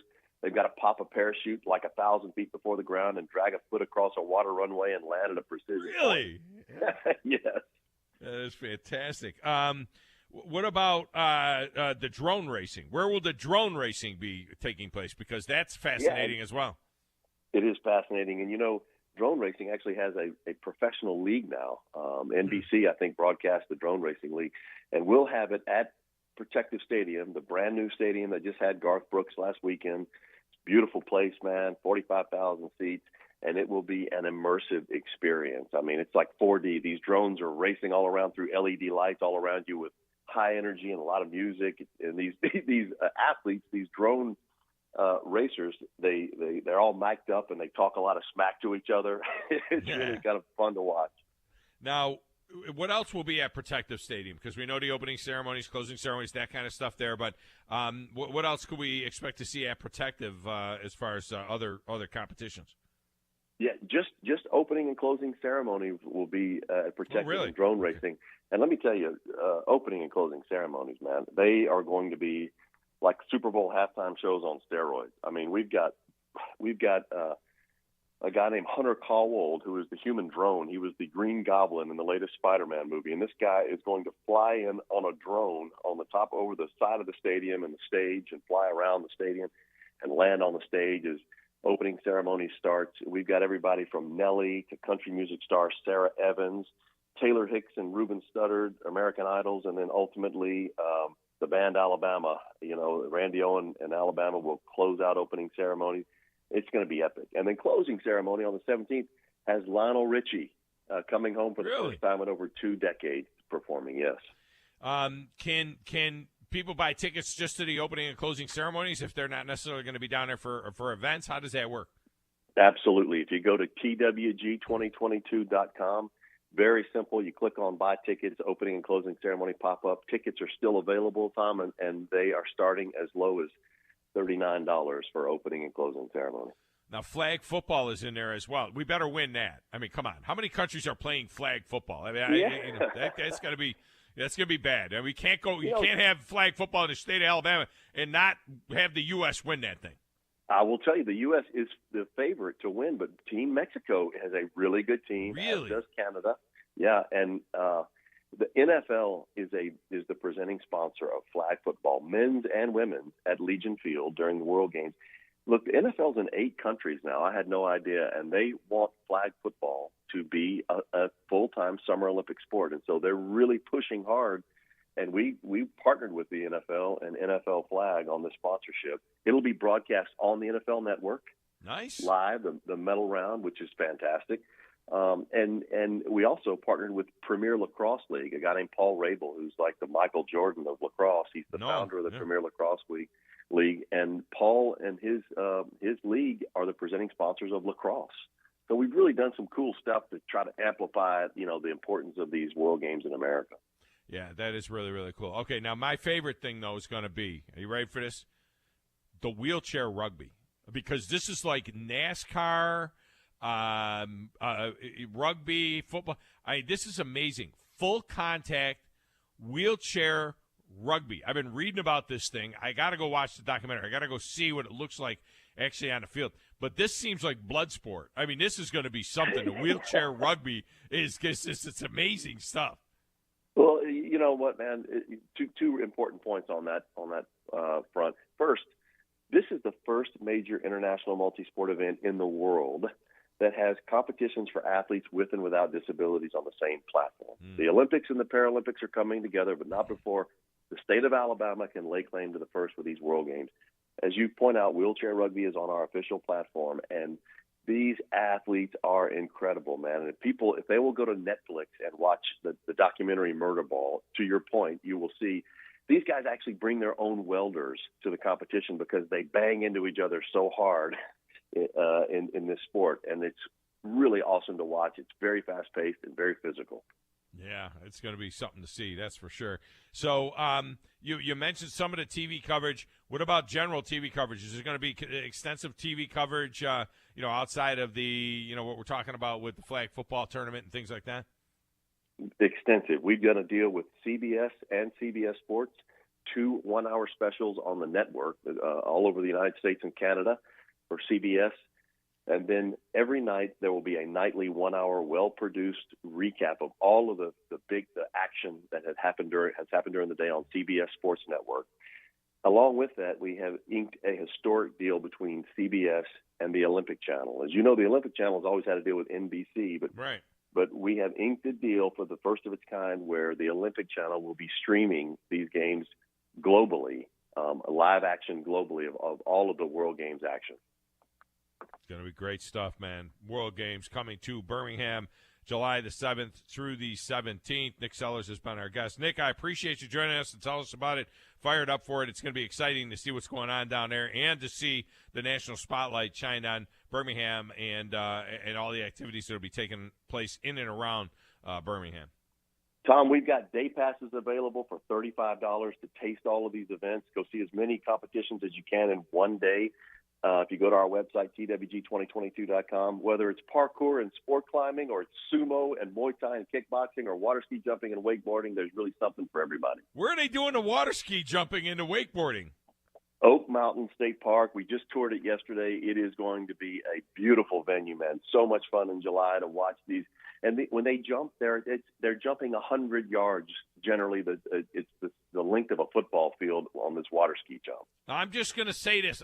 Look, Nick, you don't know me, but I got a lot of ideas. I'm always throwing ideas. I'm like an idea guy. You know what I mean? I'm always throwing these ideas out there. And this is something that you got to suggest for down the road at some particular point in time. You got to have professional bass fishing. I mean, you got to have bass fishing. You can have a U.S. team. You got great professional bass fishermen, and I also host Bassmaster Radio nationally, so this is something that I'm passionate about. But Japan has great fishermen. Australia has great fishermen. They do. The U.S., you can have, like, a professional – I think bass fishing should be a competition in the World Games. There you go. I threw it out there. I am a huge fisherman myself, so I promise you, in this little perch I have, I will advance that suggestion. There you go. All right, so there you go. All right, man. Well, I appreciate you. Thanks for coming on. We'll do it again. Let's do it again sometime. I'd love to. Thank you for having me, Tom. All right, thank you. Bass fishing, Grizz. Don't you think there should be a World Game bass fishing? That'd be legit. I like the helicopter, jumping out of a helicopter and you parachute into some water. That sounds pretty fun. Yeah, jump out of a helicopter. I mean, add some target shooting to it too. You jump in, you got to shoot a target. Is that what they're doing when they jump in? I don't know. I forgot what he said. They got to skim the water or something. How far you got? I don't know what that is. The rugby. I'm down for some korfball though. We would dominate in korfball. I feel like if we just put our best basketball athletes or football athletes at it. Mike DeYoung says you're going to see a lot of chair-on-chair contact. It's a full contact sport in the rugby. He says He says you can pretty much do any kind of contact to the opponent's chair to stop them or block them or hit them out of bounds or knock them over, whatever it takes. I can't physically touch the other player with my hands, but I can hit them as hard as I can with my chair. And if I hit them hard enough, they fall over. And let's say they're carrying a ball and they fall over, it's a turnover. So wait a minute, do they fall out of the chair? Do they have seatbelts on the chair? I mean, these people are paraplegics and stuff. I mean, when you hit the chair, the guy falls over and he goes rolling down the field. Hey, I mean, come on. That seems like fun, though. He says it's not a bad thing to hit another player as hard as you can and knock them out of bounds or knock them over or whatever it may be. The story says wheelchair rugby is considered among the most intense sports as evidenced by the players' use of custom wheelchairs designed to withstand constant collisions. Are they like a demolition derby? Do they have like cow catchers on them and stuff like that, the wheelchairs? I mean, I wonder what these wheelchairs, they got like big baloney tires on them and everything. The sport's physical nature was on full display in Murder Ball, the 2005 documentary that focused on the rivalry between the U.S. and Canadian wheelchair rugby teams. That's why DeYoung says the violent collisions in wheelchair rugby surprised many novice fans. They're going to be shocked by it. A lot of people think quadriplegics are people who can't move anything, but they're going to be very surprised by the speed of the game and the hard hits and the athleticism that comes with it. It's loud. The chairs are banging. The benches are going to be screaming. Wheelchair rugby. Wheelchair rugby. That's just nuts, man. You know what I saw the other day on the TV, on the Gear Channel? You ever watch the Gear Channel? You don't have cable, so you probably don't have that. Wait, no, is that one of the free channels? It is. Yeah. But you got to have, like, Xfinity for It's like 54.6? No. Oh, okay. No, I don't have it. I don't have the Gear Channel. The Gear Channel is on the cable. I got the Defy Network, 38.2. They do a lot of, like, good channel. car stuff on the Gear Channel. They do all kinds of – anyway, yeah. They played car football. Ooh. Where you had, it was 6-on-6. Yeah, I've seen that before. They played soccer, too. I've seen soccer, too. Yeah, they played 6-on-6 football. You had 3 blocking cars, and then you had, like, a quarterback car and a wide receiver car. And the wide receiver car would go out, and he'd have, like, a big net. And then the quarterback car had a cannon on the top of it, and he would shoot the football, and the guy with the big net would try to catch. That's pretty cool. It was really cool, man. It was really, I saw really like cool. It was like Demolition Derby, but it was soccer, and they had to like push the ball across the goal line. No, yeah, okay, so it was probably something like that. Yeah. Look at these badasses playing a wheelchair. Did you see that video I sent you? Can you put that link up on the Twitter so people can see what we're talking about? All right. I know you sent it to me, but put it on the Twitter and say, this is the wheelchair rugby that the big dog was talking about. God, these guys are violent. Oh, look at that guy. Look at the guy go up on two wheels and it's a... Wow. Oh, my gosh. That guy went down. They got seatbelts on. Oh, he crashed into the wall. I don't know if I can watch this. This is so violent, I don't know if I can watch it. It's crazy. All right, let's get a break. Teresa Walker, she's coming up next right here on the Thom Abraham Show, 97.7 ESPN The Zone.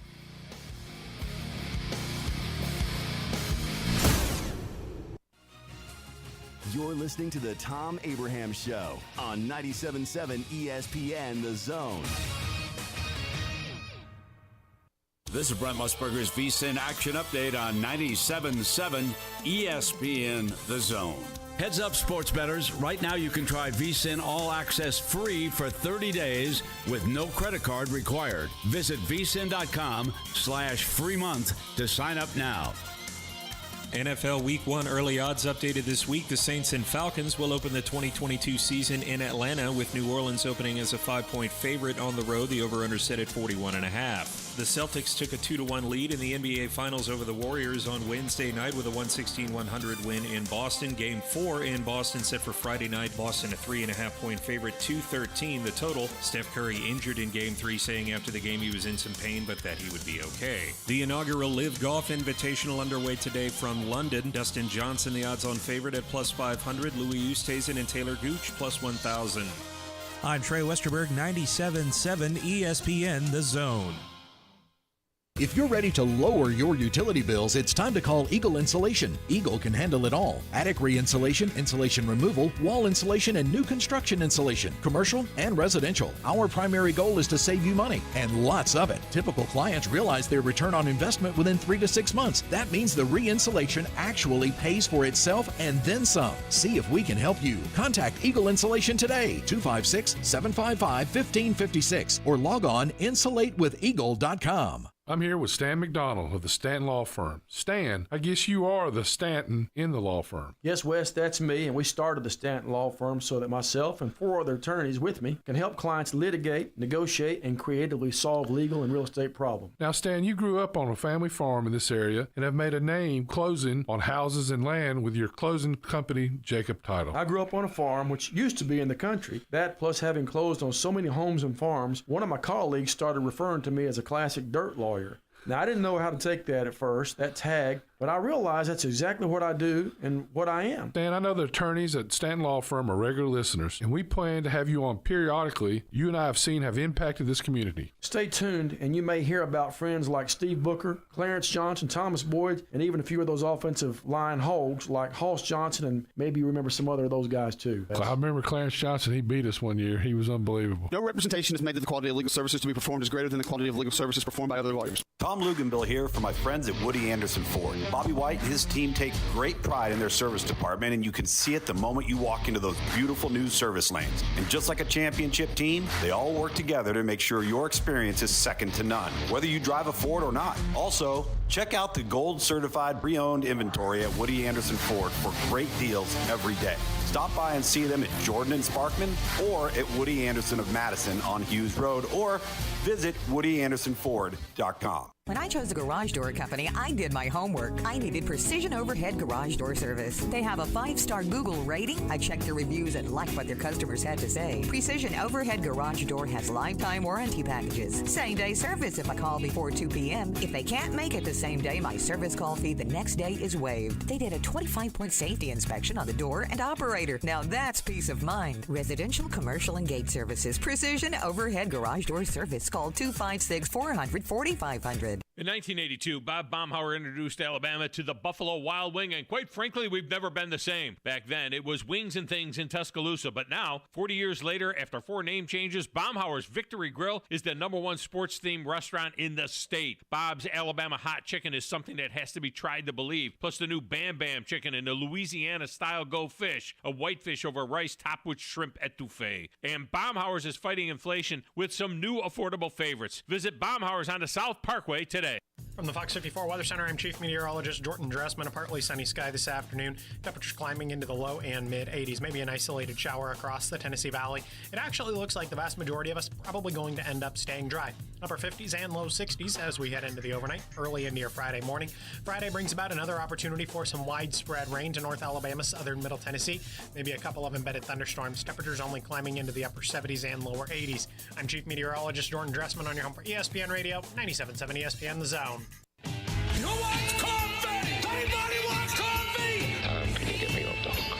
Old type say. The tires tired. Tom Abraham, weekdays from 10 till noon on 97.7 ESPN The Zone. All lines are open. Feel free to jump in 256-576-4977.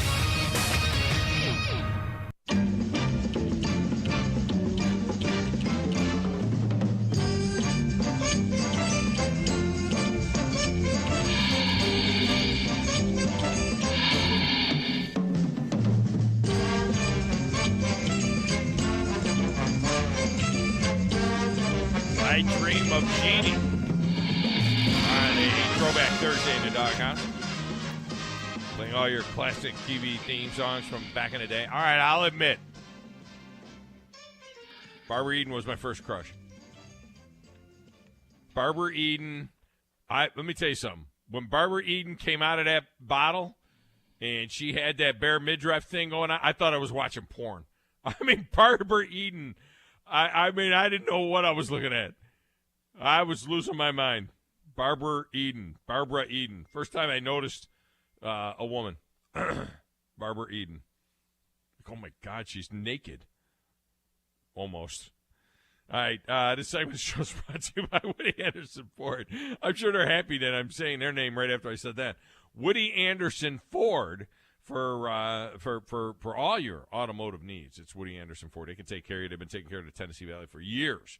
Woody Anderson Ford, and when you see their service lanes over there, you're going to see what I'm talking about. And you don't even have to have a Ford to get service at Woody Anderson Ford. They just do an absolute tremendous job. Woody Anderson Ford. Check them out.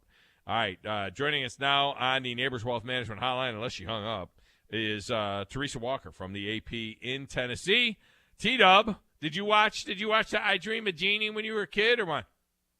Of course. Are you kidding? I mean, she was a woman who, well, you know, the role of a genie is supposedly subservient, but let's face it, she controlled everything. She did. And she had her little bottle to escape and go off whenever she wanted to. I mean, she was cool.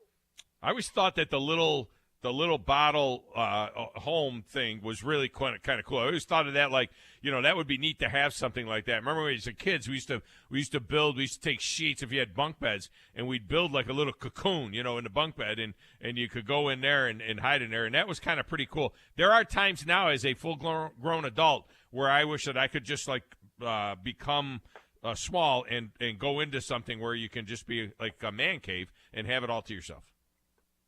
Well, don't you have a man cave, Tom? I mean, I've got a home office. It's my escape area, so that's the beautiful thing about adults.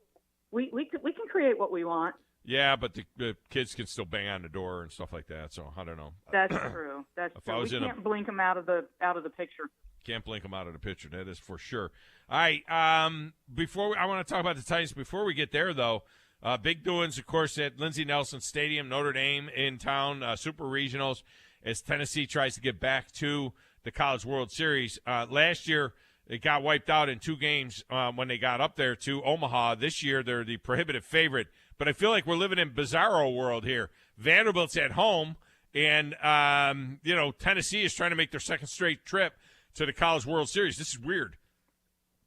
Well, it's weird, but it's how things go. I mean, a year ago, Vanderbilt had Jack Leiter and Kumar Rocker taken in the first 10 picks of the Major League Baseball draft. So, and this is Corbin had a younger group, and They kind of came together over the weekend in Oregon, but, just not enough. That it's the reason why you want to try to be at home and why, you want to stay out of the loser's bracket when you are in the first weekend of the NCAA tournament. So, it does feel a little bizarre world. But, Tennessee, they're jumping all over it. They're going to have a high old time this weekend. They've got watch parties set up, and, they're battling history here, Tom. I mean, the number one seed hasn't gone on to win the national title since 1999. So, the Vols are trying to do something that, they say can't be done, at least not these days. So I'm really curious to see if this is the team that can do it because, it's been, I could be wrong. I think somebody won a national title yesterday in track. Maybe it was pole vault or something for Tennessee. But let's face it, team sports are what, ADs and universities get measured on. And the last national title of consequence that I remember being won by a University of Tennessee team, 2008, Pat Summitt's last of her 8 national titles. So it's been a long time. And if Tony Vitello can win this, remember a year ago, people were saying, oh, he's not going to stick around there. Some team's going to come, poach him and take him off to rebuild their program. No, Danny White, the AD, one of the first things, he'd only been on the job a few months. He knew enough to keep that coach. And Tony Vitello, he's got a program that he's going to have he could have like 3 or 4 guys go early in the Major League draft in July. This is a talented team with a lot of veteran experience, and he's got a lot of young guys coming in. This is something that he's been building to, and now his 5th season, and that's one big reason why they're the number 1 overall seed. Remember 10 years, we used to talk about that with Tim Corbin all the time. 10 years ago, it would be like, there's no way he's going to stay. There's no way that somebody's going to snap him up. I mean, the guy's playing in a little bandbox, of a stadium. I remember thinking he was going to end up at LSU or someplace else, or even into the majors as a pitching coach because he's had such great success with pitchers, and yet he has stayed there and kept Vanderbilt in the national spotlight. Do you feel like Vitello, even now, if they were to go on and win a national championship, I mean, it seems like he has a home there up on the hill and that he will be there for a long time. And look, they've fallen on hard times, obviously, with the football program. They're hopefully trending in the right direction for their sake. The basketball program, Rick Barnes has shown certainly some promise. Women's basketball has fallen off since Pat Summitt's passing. But you get the feeling that even if they were to win one there, that guy is committed to Knoxville. It sure seems like it because, Mike Wilson of the Knoxville News Sentinel a couple weeks ago had a really great story on how, it was then AD John Curry in the very short stint he had in Knoxville. He's the guy who went and plucked Tony Vitello off of the Arkansas roster of coaches to take over at Tennessee. And, I think he gets it that by staying at Tennessee, he can build his own program. Why go try to, follow in the steps of, at another program, right?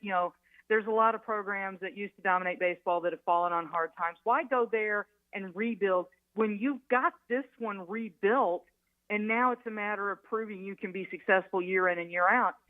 Tennessee, they unveiled some renderings last week of, the renovations that they're planning for the baseball stadium. That's all because of this coach and what he's done.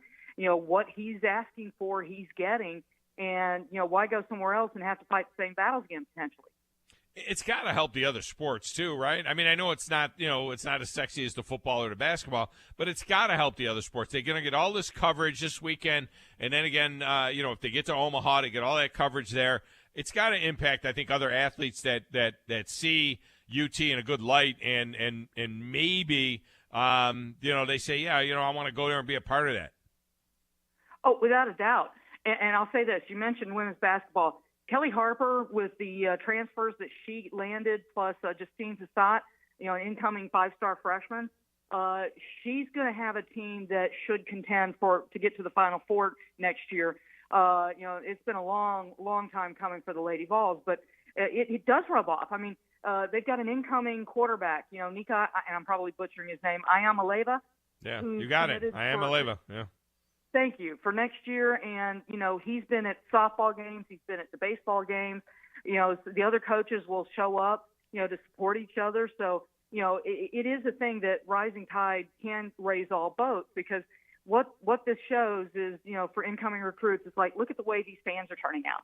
If you've got official visits for any sport this summer, you can show them the big party that's being held down the street at the baseball stadium. And they're going to be shutting down one of the streets to make sure they've got enough room to, have fun before the game and after the game, right? So, that stadium hasn't been expanded yet, but they're doing what they can to create a party zone around that stadium and tap into that enthusiasm. And, they're going to be, pre-gaming and tailgating, and, the enthusiasm is really high.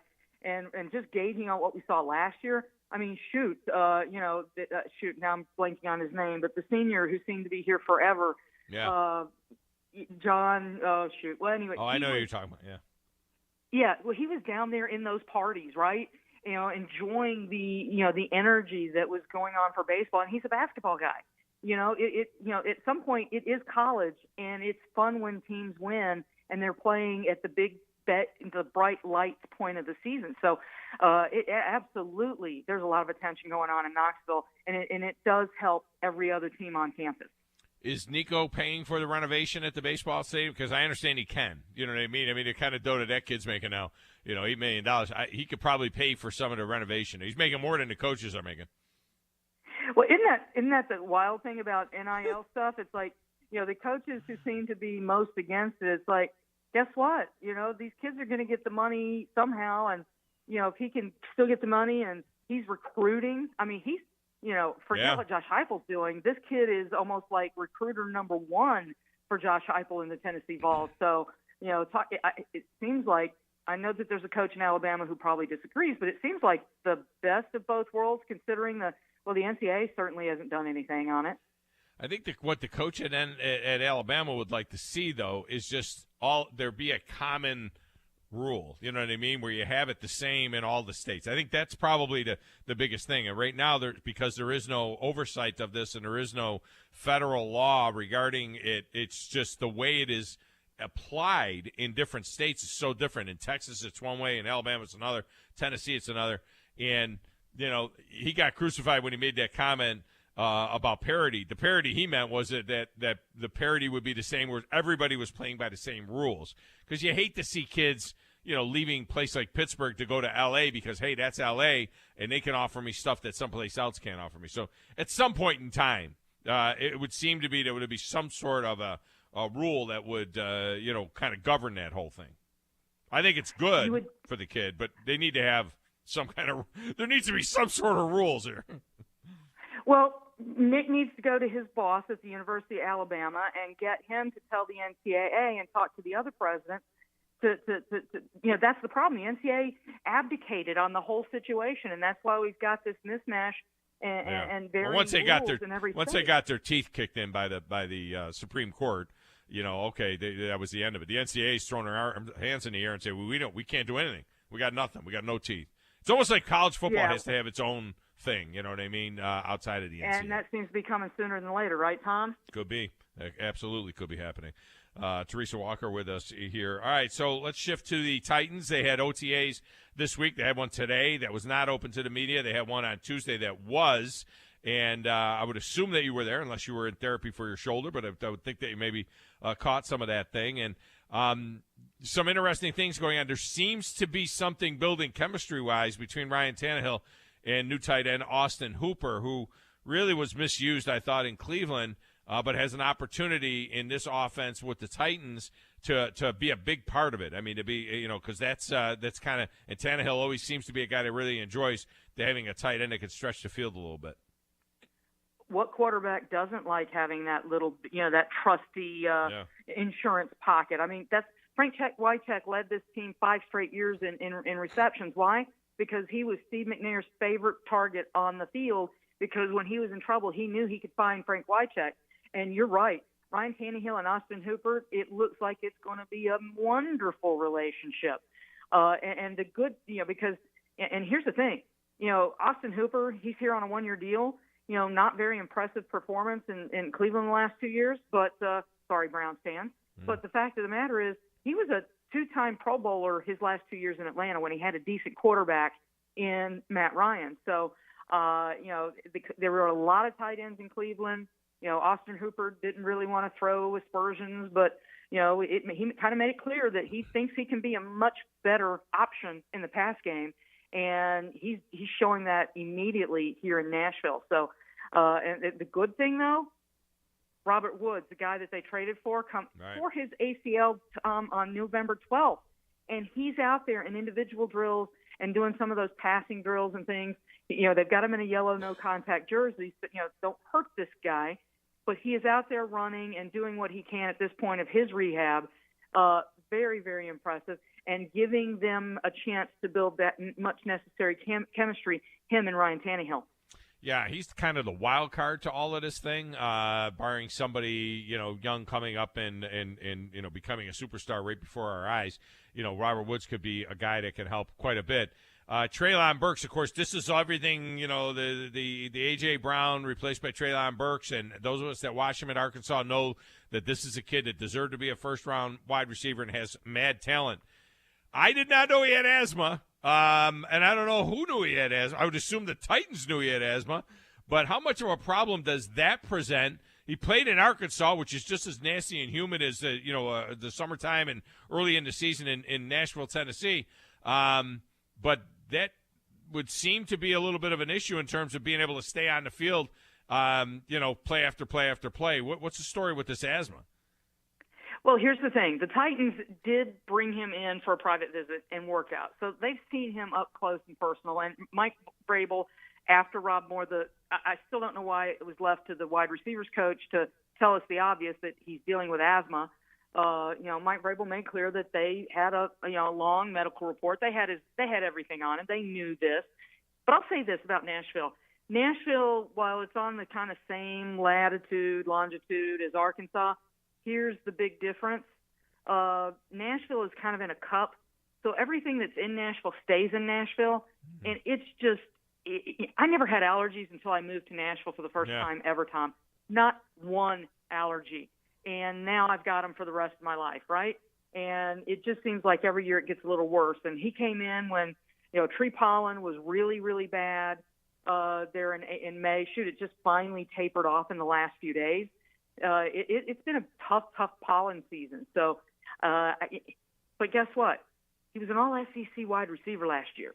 My issue is the fact that the Titans, it would have been so much easier. They would have nipped this all in the bud if they had just simply said, he's dealing with some asthma. And the fun thing is, Burks could have nipped this in the bud last week when we talked to him. And he says, well, I'll keep that in-house. I'll leave that to Coach Vrabel. So that message on don't talk about anything that could be an injury has sunk through the rookie's head for sure. But they treated it like a CIA state secret when the fact of the matter is it's asthma. Jerome Bettis is a Hall of Famer and played with asthma. It happens. And it's just a matter of, treating it and getting it right. Yeah. How has Caleb Farley looked, or how did he look? He looks good. Now, he's another guy wearing a yellow no-contact jersey when they're out there in team and passing drills. But the fact of the matter is he tore his ACL almost a month before Robert Woods. So he looks different. Mike Vrabel kind of joked a week ago that, last year he looked a little bit like that jersey was hanging on a coat hanger. Mm-hmm. Where he could work out was the upper body, and he did that this offseason. And Mike Vrabel said he was asking for an iPad so he could get this defense down. And Caleb Farley, the reason he dropped to 22 to the Titans in the draft last year was people were concerned about his back, right? He had surgery in March. Well, when he was asked about that on Tuesday, he said, well, if you hadn't asked me, I'd forgotten about it. So he's feeling pretty good. Now, he's not talking timeline. Will he be ready for training camp at the start, whatever? But, the fact that he's out there working that defense, talking with Christian Fulton and the rest of that secondary on the field is a very, very good thing. And, yes, you can tell. He's a lot broader through his chest, and he's a big receiver anyway, okay? Cornerback. So, this is a kid who is 6'2", and they're listing him at 197, but I think that was what he was a year ago. Those weights usually don't get changed from year to year. He looks like he may be the same weight, but he's definitely added some muscle up top. Yeah, Teresa Walker with us from the AP in Nashville talking about the Titans. They've got their mandatory minicamp next week, and that's when Derrick Henry will show up. Why isn't Derrick Henry here? I mean, I'm a big believer in, look, you Your career is only 8, 9, 10 years.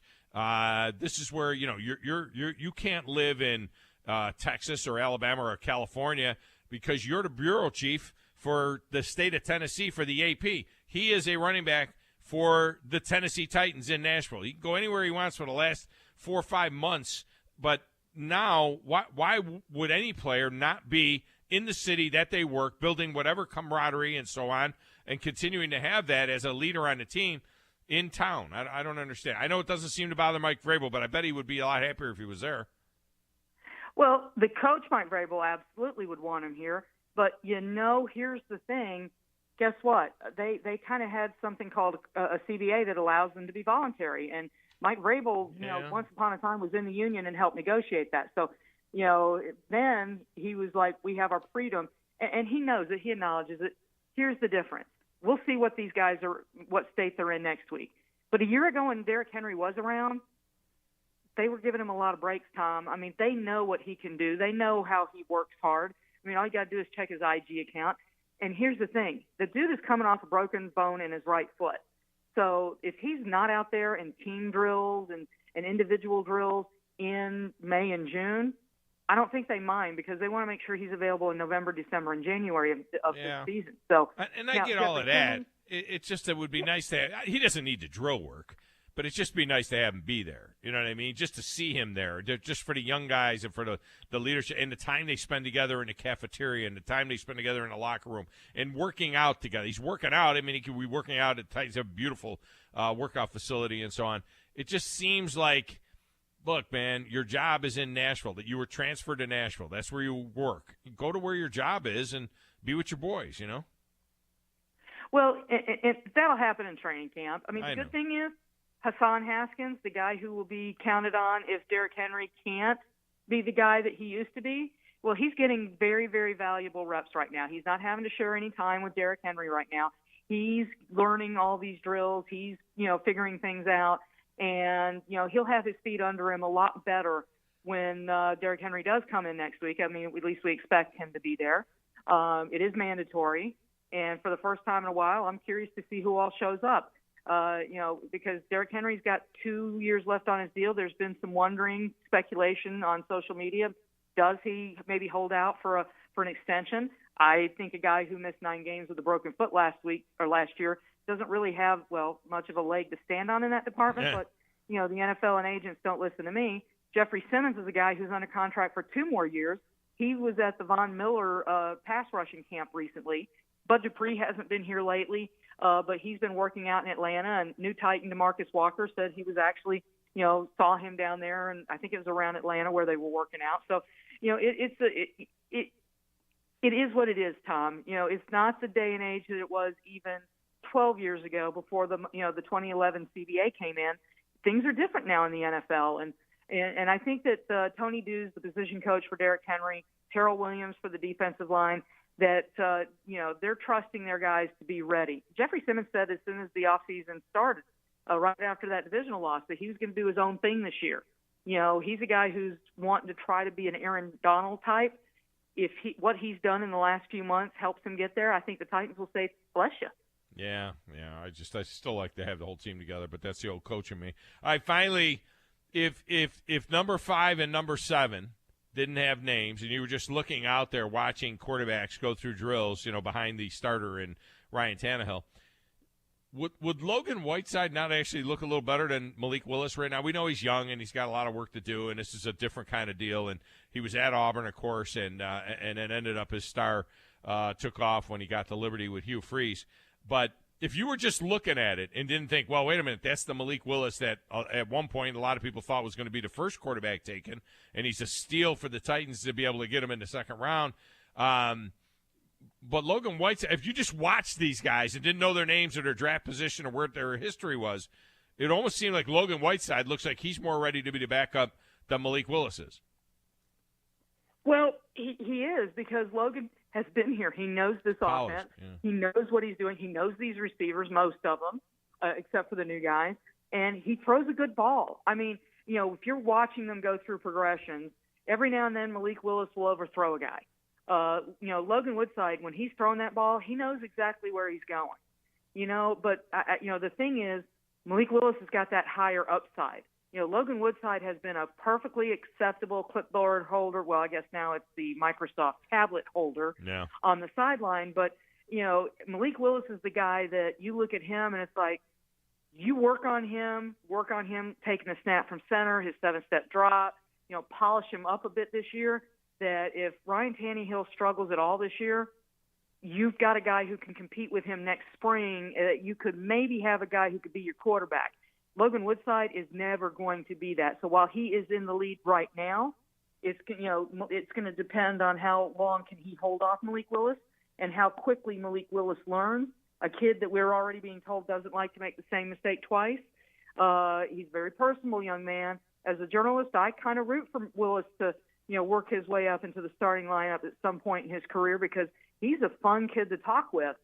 But right now it's Logan Woodside as the number 2, and that's the quarterback controversy for the Titans this year is can Malik Willis push for that number 2 job? That's the only controversy at all when it comes to quarterback for this team. Yeah, and for Ryan Tannehill, he needs to win at least one playoff game. I mean, because I just don't think – I think that time will come sooner. You don't draft a quarterback as high as they did Willis. And Willis did have – everybody talked about him like he had a lot of upside. I mean, he was projected by some to be the first quarterback – the best quarterback in that draft, and they were able to steal him. I didn't like him in the first round. I love him where they got him because I think the value is there. But if Ryan Tannehill, if this team wins 10, 11, 12 games and they lose in the first round again next year, that time for Malik Willis will come sooner than later. But I guess we'll plenty of time without for that. a doubt. Yeah. I completely agree. Yeah, he's got to win a game, at least one game. Teresa Walker has been our guest. T-Dub, I appreciate you. Great stuff, man. Hope the shoulder's coming along. My pleasure. Thank you. I'm pretty much cleared, especially since my insurance doesn't want to pay for any more rehab. So you're good to throw now. All right, so that's the deal. I'm not throwing yet. I'm lifting weights and it's stronger. I'm not cleared yet to throw. That's a whole different throwing motion. All right, appreciate you. Thanks. Thanks, Tom. All right, we'll get a break. We'll come back and wrap it up next right here. It's the Tom Abraham Show, 97.7 ESPN, The Zone.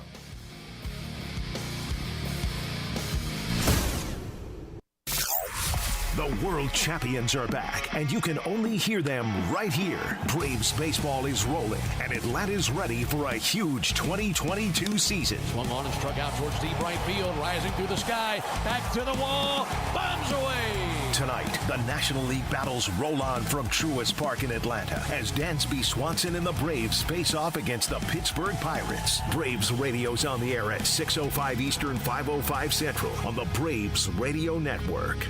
What's better than Valley Equipment Rental? 2 Valley Equipment Rentals, and that's just what we have now. The original on the South Memorial Parkway between Drake and Airport Road, and their second location on North Memorial Parkway just north of Winchester Road. Valley Equipment is locally owned and has more skid steers, excavators, and lifts than anyone in the area, plus all the small tools that you need to get the job done like a pro. And if you are a pro, you need to check out the new North location now because Valley Equipment has what you need. Learn more at valleyequipmentrents.com. McCurry Motors is your car and van rental headquarters. You can rent the vehicle you need today. Family in town, sporting event, church function, no matter what your need, McCurry Motors has you covered with a wide selection of cars and vans available for rent. They have 12-passenger Mercedes Sprinter vans, 12-passenger Ford Transit vans, 15-passenger Ford Transit vans, and 15-passenger Chevrolet Express vans. They have 2 locations, Highway 72 in Athens or Max Luther Drive in Huntsville. I'm attorney Gary Lackey. You know, you'll hear people say we're like a family, but here at the Lackey Law Firm, that's really true, not just a saying. I'm Justin Lackey. With my father and my sister, we have a special connection to each other. I'm Jennifer Lackey. At the Lackey Law Firm, when we take on your case, you become part of our family. You really do. And we'll always do whatever it takes to get everything you deserve. If you're injured, you worry about getting well, not about paperwork or insurance companies or figuring out how to get to your lawyer's office. I'll come to you. We worry about your case so you don't have to. When you've been injured, we know that your case is probably the biggest thing going on in your life. more important than almost anything else. And it's important to us, too, for one simple reason. Family takes care of each other, and at the Lackey Law Firm, we'll take care of you. The Lackey Law Firm. The Lackey Law Family. 1-800-4RIGHTS. No representation is made that the quality of the legal services to be performed is greater than the quality of legal services performed by other lawyers. This is Wes Neighbors talking to Chris Haygood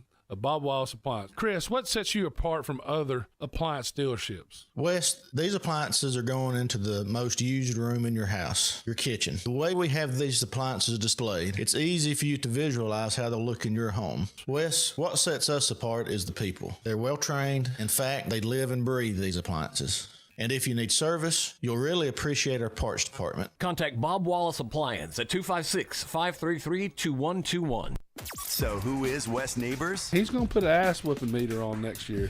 Does Wes know? 1 or 2 or 3 cans of whoop ass. We can all figure it out. Weekday afternoons, 97.7 ESPN, The Zone.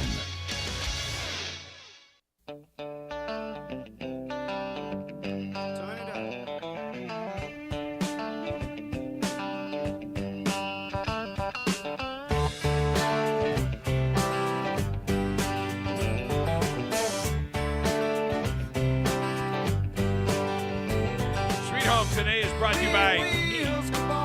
He said me. Me.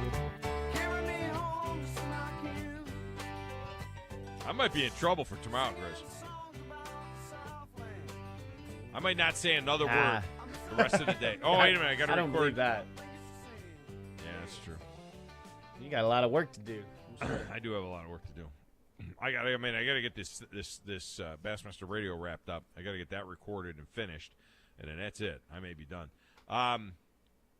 Interesting note was sent to me on Twitter that the Live Golf Invitational Series Tour will, in fact, go ahead and submit an application to the official World Golf Rankings next week to have points awarded to their events, which would answer the question of them being able to get into majors. They're players to get into majors because you have to, that's how they make up the major classes out of the official World Golf Rankings.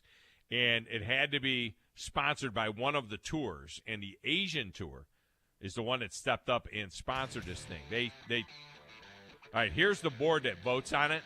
Here's the board that's going to vote on whether or not they get approved to be Golf World points. Augusta, no. The DP World Tour, which is the European Tour, no. The PGA Tour, hell to the no. The R&A, maybe. The PGA of America, no. The USGA, no. International Federation of PGA Tours, no. There's no way they get this vote. There's no way they get approved. No way they get approved. Too rogue. All right, that's going to do it for us. Coming up next is Chuck Oliver. I'm Thom Abraham. And this is 97.7 ESPN, The Zone.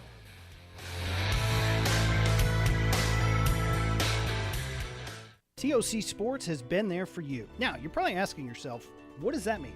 It means for more than 20 years, Alabama's largest orthopedic group has been there providing coverage and care to more schools and student athletes in the Tennessee Valley than any other group. It means whether you are the star football player, the all-region volleyball ace, or someone who hurt their knee in a weekend pickup basketball game, TOC Sports physicians are proud to have the opportunity to care for all your orthopedic needs. It means for parents, coaches, athletes, desk jockeys, or even weekend warriors.